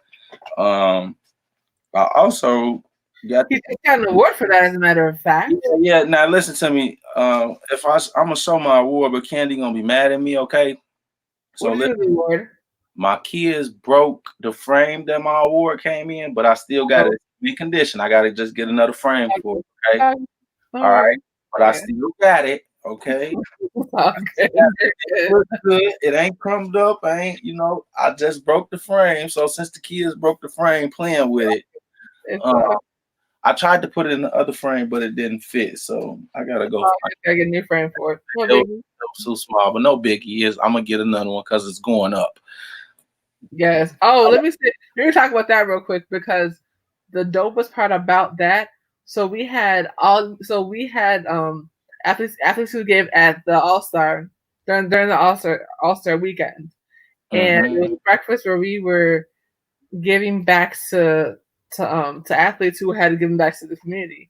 So Quan got the Hometown Hero Award because of the work he's done in Chicago, and also because he's toured overseas playing ball. But what was so dope was that we also gave back $500 to kids to kid athletes that were doing some amazing things. I never met these kids before. That was part of the whole event. And to actually, get to speak with them, and hear, how much that they really needed that. You know what I'm saying? Like, it wasn't like they was getting it and didn't need it. You know what I mean? Like, they really knew what they were gonna do with it, and they were intentful, and they knew what they wanted to do with their life, going forward, but they didn't have the resources. So like that was real touching to me. And then, for them to come and talk and ask me like, my advice on certain things or how I would play certain things. And then, for me to give them that insight and then they actually take it, that was important for me. And I enjoyed it just from that, especially the couple of guys that was going on to play college basketball, that asked my personal opinion from me being a college athlete. You know, only a college athlete can kind of give you advice on that. We lived it. I'm telling you from real personal experience, it's a sacrifice. You going to college is a business. It's no longer this high school no, this is a business now. That institute is going to get paid off of you. So, your body is your brand now. You know what I mean? So it's those type of things. You got to understand that you got to take care of your body. You got to be lifting. You got to eat right. You got to still stay on top of your schoolwork, but still, it's so much to focus on. And you don't get much time to go home. For Thanksgiving, I was in a tournament. I didn't get turkey and dressing and all that with the family. You know what I'm saying? Missed that. For Christmas break, I think we got 6 days to go home during Christmas break and then have to come right back and play in basketball tournaments. So it's like your whole life is going to be basketball majority. So it's like you have to be mentally prepared for that. Not only are you going to be homesick, but you may not have all the resources and the tools once you get there. You might have to. It's gonna be a lot of maneuvering and figuring things out because you're still young. It's your first time away from home, away from your parents in a sense. So like this your first time actually being on your own and you having to make decisions for you. Yes. So all of those things is just really important. So I just made sure that I told him, be confident in your ability on the court, but understand that it's bigger than just the basketball court. It's the things it's the way that you prepare mentally that's gonna give you the outcome that you really want. So that was the best advice that I could really give to them. Everybody college experience is different. Depending on the level that we play at, or the school or the program, and depending on the coaching staff and all of those different things. But for any student athlete that's watching this, or any athlete in general that's watching this, the most important school to choose is always the school that you can benefit off of as much as they can benefit off of you. And when I say that, I mean if this school has a program that you can benefit off of later after basketball is over, go there. You know what I'm saying? So even if basketball don't work out, you still getting into something that you want to truly get into and still can make good money, and you got you a free education doing it. So, remember to use basketball as a tool the same way that they use you. And that's very important. So thinking about your longevity and those type of things, because those were some of the things I wasn't thinking about. Like when I first, got there and I'm in the counselor office, they like, what's your major? I'm like, physical education. I don't know. And they just like, you just pick anything. And then the counselor was like, you should do kinesiology. I'm like, what's that? Like, it's the same thing in a sense, just a fancier word. It's more like sports training and things of that. I was like, okay. So that's like more into my speed. I might like that. That's cool. I could do that. So that's what I ended up majoring in when I went. And as you can see, I didn't end up sticking to it. But at the end of the day, it was because I wasn't thinking long term. I was just thinking in the moment of that, because I didn't have all of those people around me to kind of say, what do you really want to do? And what's your intent with coming in here, and what do you want to get out of this? So those was things that I didn't think about. I just knew I want to play basketball. I'm going to play basketball. I'm playing college basketball. So like, that was my mindset. So then when I actually got there, I was like, oh, this come too? I got to worry about, oh man, I ain't know about all this. So then I had to worry about that when I got there and figure all of that out. But the experience was great. Being a college athlete or a student athlete in general is great. Like just the camaraderie you get from everybody at the school, to getting to travel and do what you love to do. You know what I'm saying? Going to all these different schools in different states and all of those things, you know, it's that's exposing you to different things too at the same time. You know, Right. you meet so many great people in the process of this too that help you along your journey. So it's like, you know, you might go to a rivalry school, but it may be somebody there that see you and actually like you and reach out to you and help you and those type of things. So it's like you never know who's watching. You And really never know who's watching. That's who even the other thing. You never know who's watching because I've had people that I know when I was at the school, I was on my show. I had somebody reach out to me that never commented. But they were like a celebrity chef, and so they came on the channel and everything. And it was a celebrity chef that I had like that actually that I had met because I went to one of their TV tapings a while back or whatever, and it was funny because I was like, oh, I know who that is, but Mhm. I didn't know I didn't know who her PR person was, but they had reached out. They're like, yeah, I've been watching you, da da da. You know, I want to have my client on. I was like, again, you never know who's watching. Never know. You never know. I learned that through basketball though, because like even my experience to get to college, like I wasn't a high level recruit coming out of high school. I wasn't very well known or on the basketball map or radar, so to speak. You know, even though I had a okay high school career, um, but I still managed to get a scholarship and still managed to, you know, go and play college basketball. But that was always the goal for me. It was like, you know, uh, I want to go to college, and I know that this is a way that I could do it. So it was like that was my focus more than anything. Like I want out of here. I'm going to play basketball to get out of here. So it was like that was the focus. But then, you know, as you get older and you do it, you know, now I'm starting to realize like, okay, I'm gonna make actually do this. You know, there was other people that came in that was like, you know, hey, I seen you on this, that, and third, and you could do it. Like I used to play ball overseas, so I used to do this, and I was in the NBA, and I've seen a lot of people like you got the work ethic and this, that, and Yeah. then I started to be like, well, shit, maybe I can. If this person's saying it, and then this part, you know what I'm saying? So from hearing it from so many different people pushed me to go even further, or I would have just stopped there because I was content with just getting to school. That was the goal. So Right. You were done. You were like, whatever. but there was people that once I got there, that was like, you know, you good enough to keep going. Like, don't stop right here. Like, don't be satisfied. Keep grinding. Keep getting better. Keep working on your craft.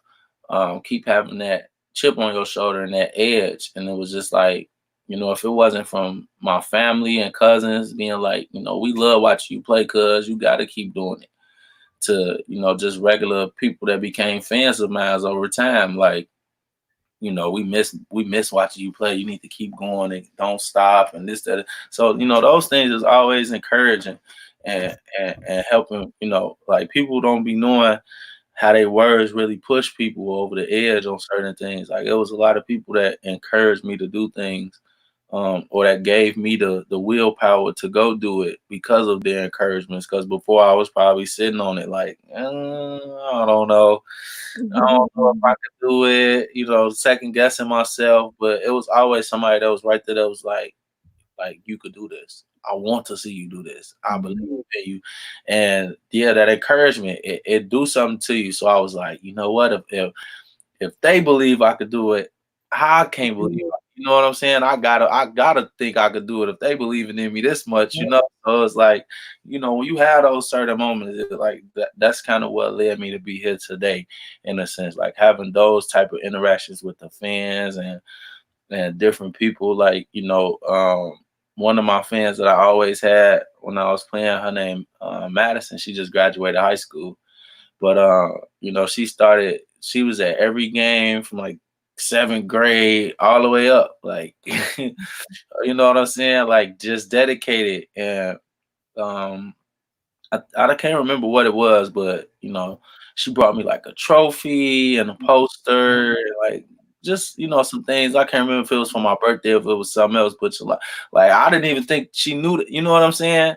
Like those little type of things. And even now, she's still around on my page. I just was congratulating her on graduating, but it was just like it's that serious. Like, you know what I mean? She's been watching me since yay high. Now she's grown and in high school, and so it's like, but for her still to watch me and to you know what I mean, and to still like, what's Quan up to? Oh, I remember when he was playing ball. Now he's doing radio, so it's like they're still watching.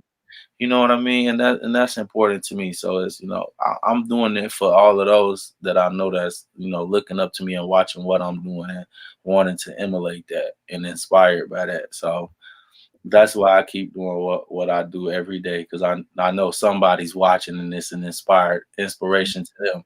So I got to keep going. Even if it's just that one person, I got to keep it going just for that one person, because this a life changer for them, and I may not even know it.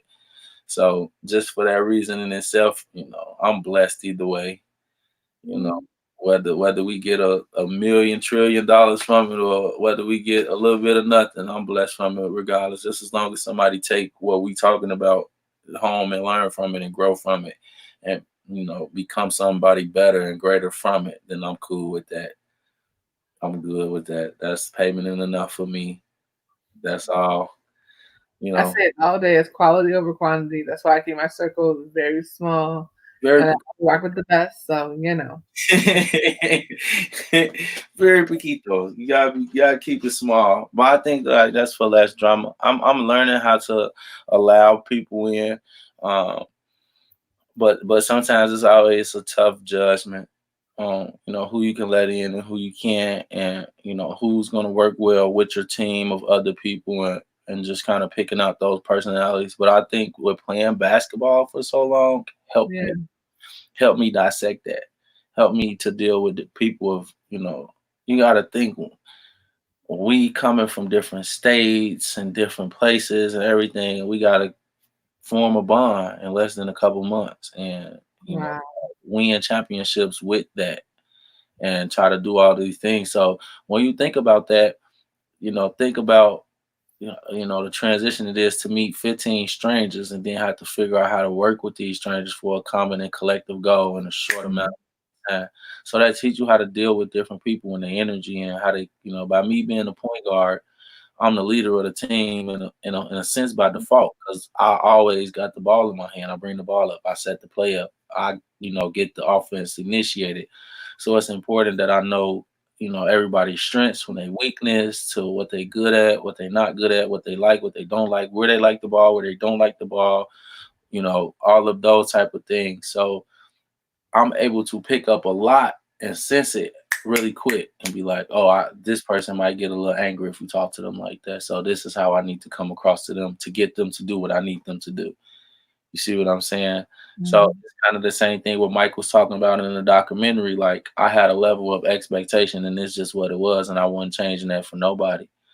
I didn't have that type of mindset, but I understood, like, I got to figure out a way to translate with them in order to get them to do what I need them to do in order to win and continue to win. So it's those type of things. And when you got strangers that's coming around, he may want to come around and do, his own thing. He may not want to do. So you got to figure out ways that you can get that from them without, it being confrontational, or them taking it the wrong way, and then it bites you in the butt. So like, Mike could have yelled at one of them and hit them, and then they completely shut down. And what good are they to you then? So it's kind of like, you got to know who you can do it to and who you can't, and kind of just have that balance, and just go from there. But I think, like, that's what kind of helped me have a instinct to who I can work with and who I can't work with, who's gonna be good as a team. You could just base that off their characteristics and some of the traits that they have. If we talking and we in an open discussion, and you are wanting to have your opinion overbearing everybody else's, but not considering, then I know you're not the type of person that we should probably work with, because we're gonna argue with you more than we come to a common. You know what I'm saying? Then we balance and whatever. You'll more or less want to keep arguing than try to find a solution. I need the people that's trying to be the solution. Like, we not worried about the problem. We know it's a problem. We address that. How are we going to fix the problem? Yeah. Those type of things. But we live and we learn. We figure it all out as we go. I've been trying to broaden my horizons when it comes to that, to letting people in more so that I could grow more and expand what I'm trying to do more on a bigger scale. But yeah, that could be tough in itself these days. It can be, but I think pretty much, the people that I surround myself with right now is a great group of people. Yeah. We all are on the same page as far as certain things that we want to do. We all have our own goals and we driven. And we just a step away from greatness in a sense. Like we just working on our craft piece by piece every day.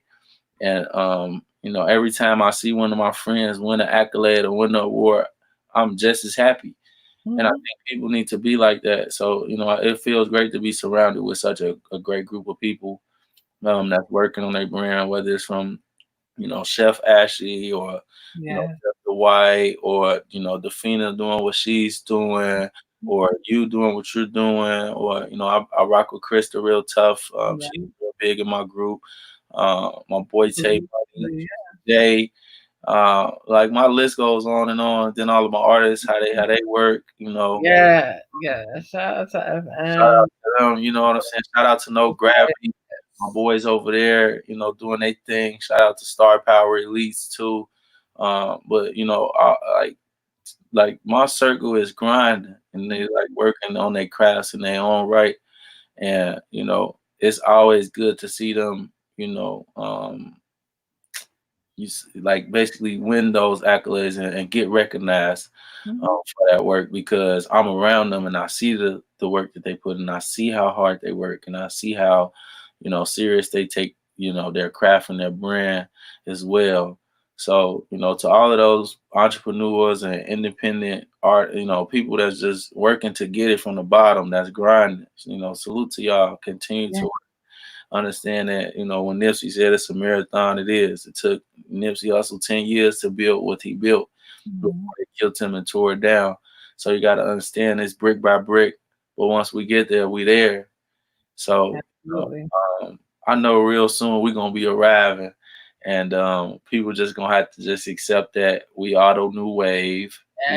We come and that's just the reality of it. And I love it. I enjoy every second of it. I love when we meet up at venues that we're not supposed to be at, that we don't know that we're supposed to be at together. Like that's always the best, because it's just like, I didn't know you was going to be here.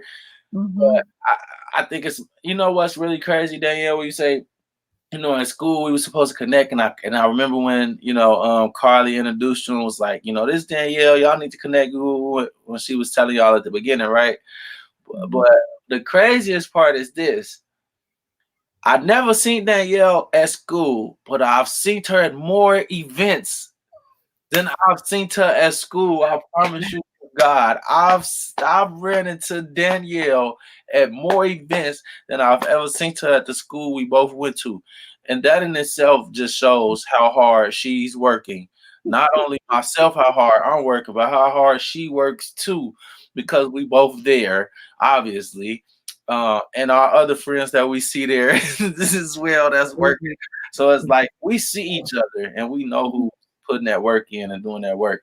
But that's a good feeling to know, like, you're not alone. It's people like, how I feel, because you're working on so many things and doing it just like I am. So it's like, all right, that made me keep knowing we doing good. Danny here, I'm here. I know we on. It's over with now. I know what time it is. And then when they see us, they already know what we are. It's a wrap. It's over. You know what's so funny? It's over with now. There they go. Yeah, y'all know what time it is. Y'all see both of us. Somebody told me that one time too. You told me about that. They was like, "Hey, I see you be with Danielle all the time. Y'all like working together and stuff." He like, "No, that's cheating. That's cheating, y'all." I said, "What you talking about?" He was like, "I know how she worked, and I know how you work. That's cheating." I was like, "That ain't what you talking about, right?" It's like, oh my God, that's it's true. I see what's going on.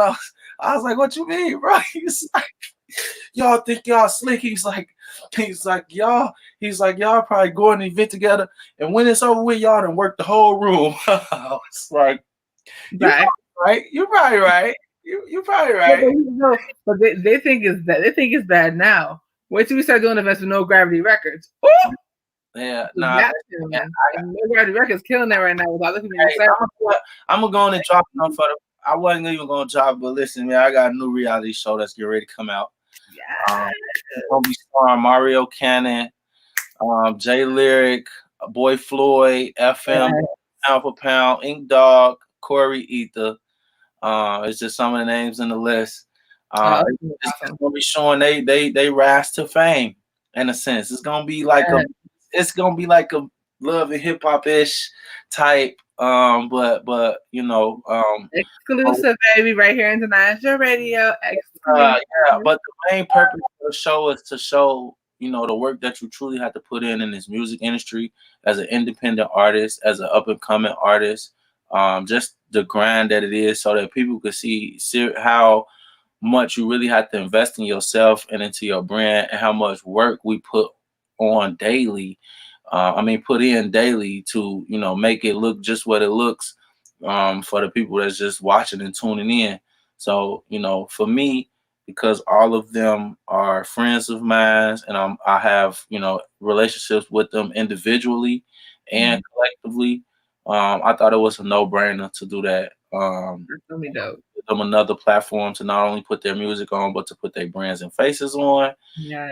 Also give me another, you know, chance to show my creative eye, through videography and through the film, and you know, just through the script and how I'm putting everything together as well. So I'm looking forward to, you know, getting started to do that.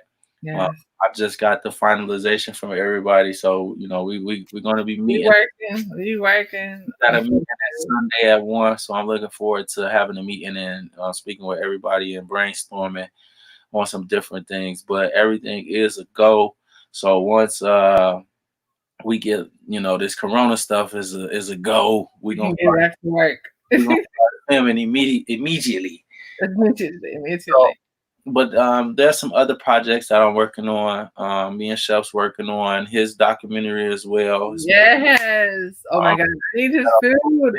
I miss his food. He's so good. Yeah, so good. So he's shooting From Ghetto to Gourmet. So we're gonna series on his life and just how, you know, he went from, you know, being a high school dropout to, you know, this world-renowned chef that he is right now.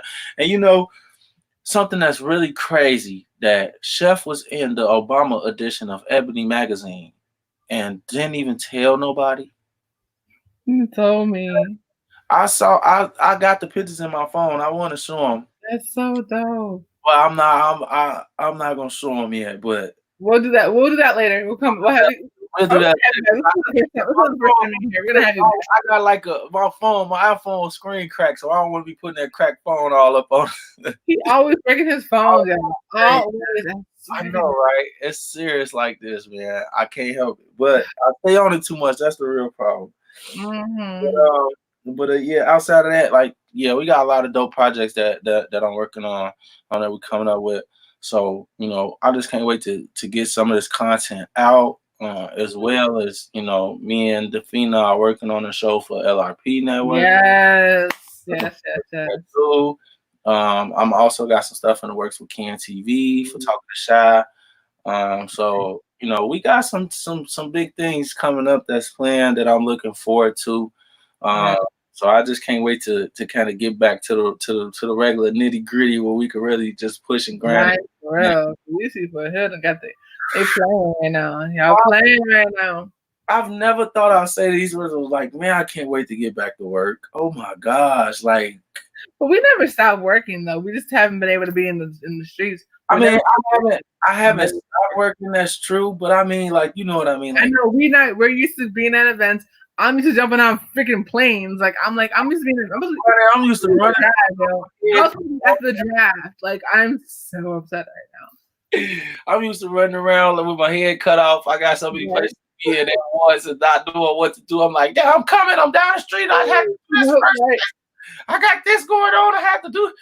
Right. If it ain't one thing, it's another. I miss it, man. I miss it. I miss having that. Yes. I'm just sitting here brainstorming all day, like I can do this, I can do that, I can do this, I can do that. So, but that comes with it. I love it, man. Like, Oh, good. But let me, before we get out of here, I want to read Taylor's comments because she has some really amazing comments. The first one was, support is very important. That's great. I really enjoyed your interview. I came in late, but you had my attention. Her next one was, when you started talking about your children, she said when you started talking about your children, she teared up a bit. Her brother has 3 boys and 1 girl. Watching him teach them to cook and wash clothes. Just to be to be independent at the age of 8 is tough, but they love their father. Props to you. He said, congratulations. Oh, thank you, Taylor. Hold on the lab, child. That's a whole nother lab. What's so dope about, like, I don't, like, I said all the time, like, I don't worry about numbers because who's supposed to be here who was here is supposed to be here. Because either he was that we're mad. Hi, I know you're still watching. Hi, I know you're mad. That's why we're not putting out all the info, because I don't want you stalking them on the pages that I gotta manage and special y'all out. So we're not gonna put up everything. You gotta find all the other stuff. Catch that too. So you gotta find all the other stuff today, because we're not playing them games. So don't be, put that stuff in. We're not doing that, because you gotta find it. If you don't know it, then boop, you ain't finna know it. Period. Because I ain't gonna have you harassing the pages. That part. We're not doing that. Because he knows how I go typically. But I was like, no, we're not giving them that things that, so the inbox can be all crazy. Y'all can sit there, I got crazy in the comments, and I gotta go all the way off. We're not doing that today. No, honey, we're not doing that. We're not doing that. Quan is awesome. I'm so blessed to be working with him. The team we have is super dope. We're working with nothing but the best guys. So many amazing things that are coming up. I'm excited for all the different projects that we have coming together. Don't get twisted. This is the first time we see him, not the last. We're definitely gonna be doing more interviews together. Yeah, for sure. No question. Because you see we can both talk. So hey, but I'm glad I needed this to laugh and relax and chilling. To get my point across without having it be such a demonstrative way, because it was never meant to come off that way. In that moment, just my emotion took over. But at the end of the day, I appreciate you giving me the platform to come on and tell my side and give my piece to everything. And for everybody that was listening, I appreciate the comments and the inputs that you all gave. It means a lot. It really does. Especially when you going through this stuff and it's public. This is like your first taste of, like, I keep getting like little tastes of stardom, kind of autographs, commercial, like you get every little taste, and it's like sometimes I wonder if this is really how I really do I really want to be under the microscope all the time? Because it's just like I felt like I was on TMZ when I woke up Monday. I was just I can't even body mama talking about what is going on. So. But yes, that is the internet, and that is the world that we live in. So, it comes with it, I guess. It's all good. No, I just wish that some of the greater things that I've done would have went viral before this BS. But nonetheless, I'll take it. And I need to go revisit my vision board and put some more intentful behind that. I'm going to go viral this year. Because things. I said I'm gonna go viral in 2020, but not for this. Not put. But I know maybe it was the plan because like I said, because maybe I was meant to see it later. Because I would have been like, I would have been all. It would have been a whole situation. Like, wait a minute, I know daggone well we ain't trying to live in here. So maybe it was better for me to see it later. And kind of just be able to be like, okay, because what was the first thing I did? I was like, okay, I see what they have, I see what they're talking about. Let's go ahead and combat this now. So now I gave you. So what the intention today was to give you something that people can not just see your side, but where if you need to use this in a court of law, you can, because everything is actually more or less just wanted people that that don't usually get to see my real personality, how I truly am. And I wanted people that actually know me just to speak on who I am. Like you've been around me multiple occasions. We've been in so many situations, but I ain't never been like, oh, then you whatever. Never.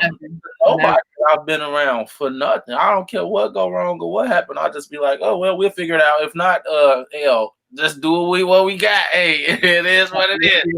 Everybody else be like, that's kind of bootleg. Why would? Hey, listen, I'm working with what I got now.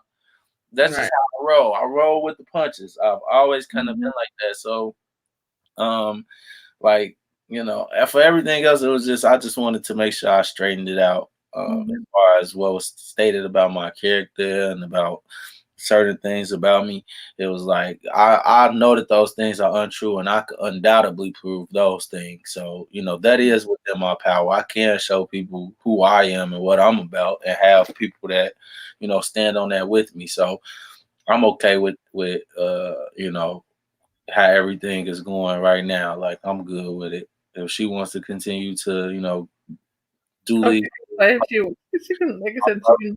I'm publicly fine with it. We just gonna keep jumping on platforms and doing this, and keep. Because we got so many of them, and we have so many of them. Just whatever. You know, I spoke with Felice too. And I got a couple out of state. So what is she talking about? Yeah, so it's, you know, if this the game we gotta take it to, that's fine with me too. But you know, I just pray that everything gets resolved as soon as this court opens up, and we could go back to, you know, living how we was living before all of this nightmare started, and get back to regular scheduled programming. Because son ready to pop out. He ready to do it every day. He like, can we go to such, because that's just what he's used to. You know what I mean? So for them to come in and say anything otherwise, it's just like, I mean, I had to go back through my pictures and go look to be like, you know, do I, you never know about certain things. So I had to just go check, like, do my son look like he hurting or needing for anything? Like, every picture I've ever seen, he looked at A-okay and smiling and happy and peaceful and enjoying whatever it was he was doing. I don't got a picture on my Facebook with him looking mad. Oh, I do got one. I saw it the other day, and I was like, I will repost this one. His son was so mad. I don't know what was wrong with him. He had to leave the couch just like everybody else smiling. He just looking mad. I was like, I don't know what he was pouting at, but and if he not smiling, he's chewing and eating stuff. That's my son. He got a bunch of pictures with his mouth. Adorable. He's adorable. You can tell he's happy. At the Bulls game, man, all my kids smiling and my son eating nachos. Little Quan is eating nachos. Everybody else smiling. He chewing, mouth just wide. He on a picture, a mouth wide open, chewing. I say, only Little Quan. Only Little Quan. Oh my God. But that's my baby. I love my boy to death.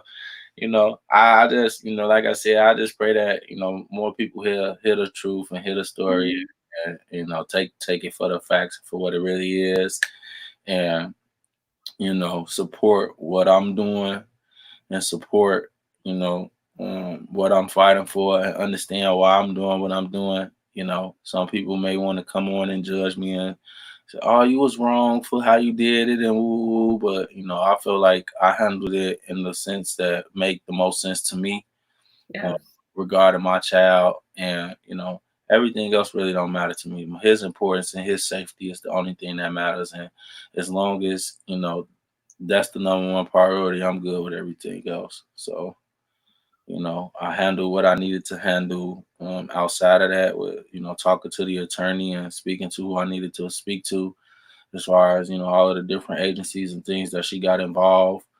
You know, it was just crazy. It's really crazy. You know, to get a call, you know, this such and such from the FBI, like, what the fuck? What am I in? You know what I mean? Like, what's really going on? He's like, well, we know the story's not adding up, and this is still, you know, you got to explain yourself and do the process, but it's just like, how could somebody have so much power, Sway? How? That's the crazy part. That's what I don't understand. Like, how, Sway? Like, am I on America's Most Wanted or something? Do y'all know something I don't know? I killed somebody, nigga. I ain't did nothing.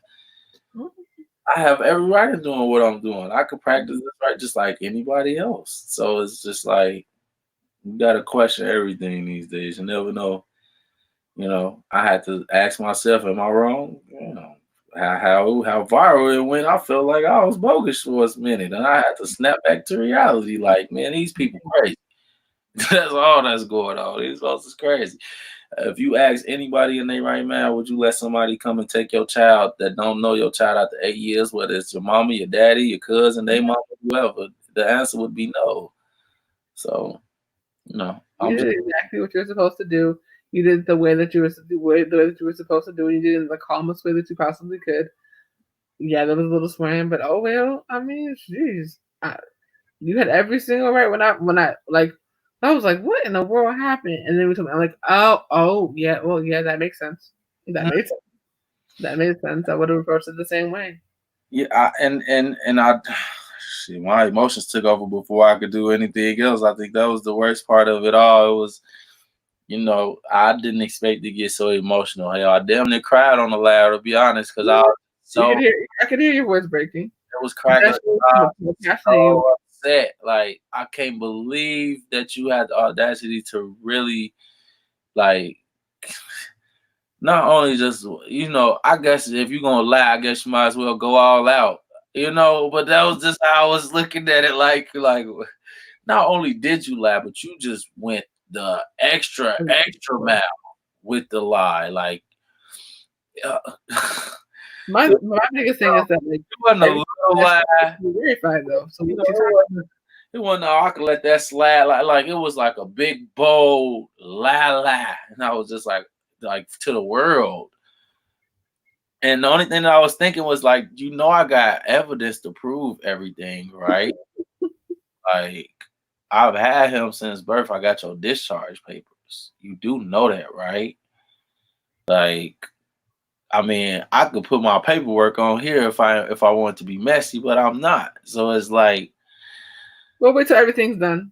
yeah, you know, but it's those type of things. Like, we shouldn't have to do that. But I know that if I wanted to pull that card, I could whoop at any moment. Whoop from school visits, doctor visits, Oh, register school, all of that. Like, whoop. like Wow. I mean, that's why like for me, that's why with me, I'm like I've sat there and watched him go and grab the child on multiple occasions when we're at work doing a broadcast, doing the taping. Hold on, I gotta get my daughter. Hold on, I have the kid with me. Hold on 1 second. Let me like making sure that the baby's sitting over there. That he's making sure the baby's fed, making sure the baby's chilling, happy, smiling. I'm confused.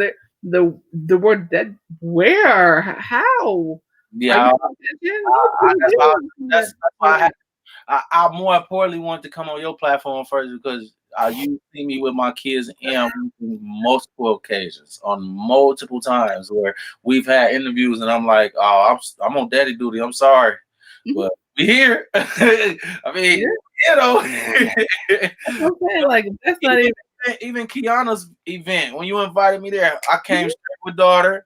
Yep. We had a great time. We ate Miss Pam shrimp and grits. My Yep. baby loving them shrimp and grits. She was banging them. We had an awesome time, you know, at the opening. So, you know, y'all really watch me in the moments. So it's like I mean, I'm speaking on it, but it's like y'all there to be like, that's true. I witnessed it. Like, he not lying. I don't have no reason to lie, so it's like I need that acknowledgement from everybody else that doesn't see me put the work in. Like, nah, you lying. That ain't no.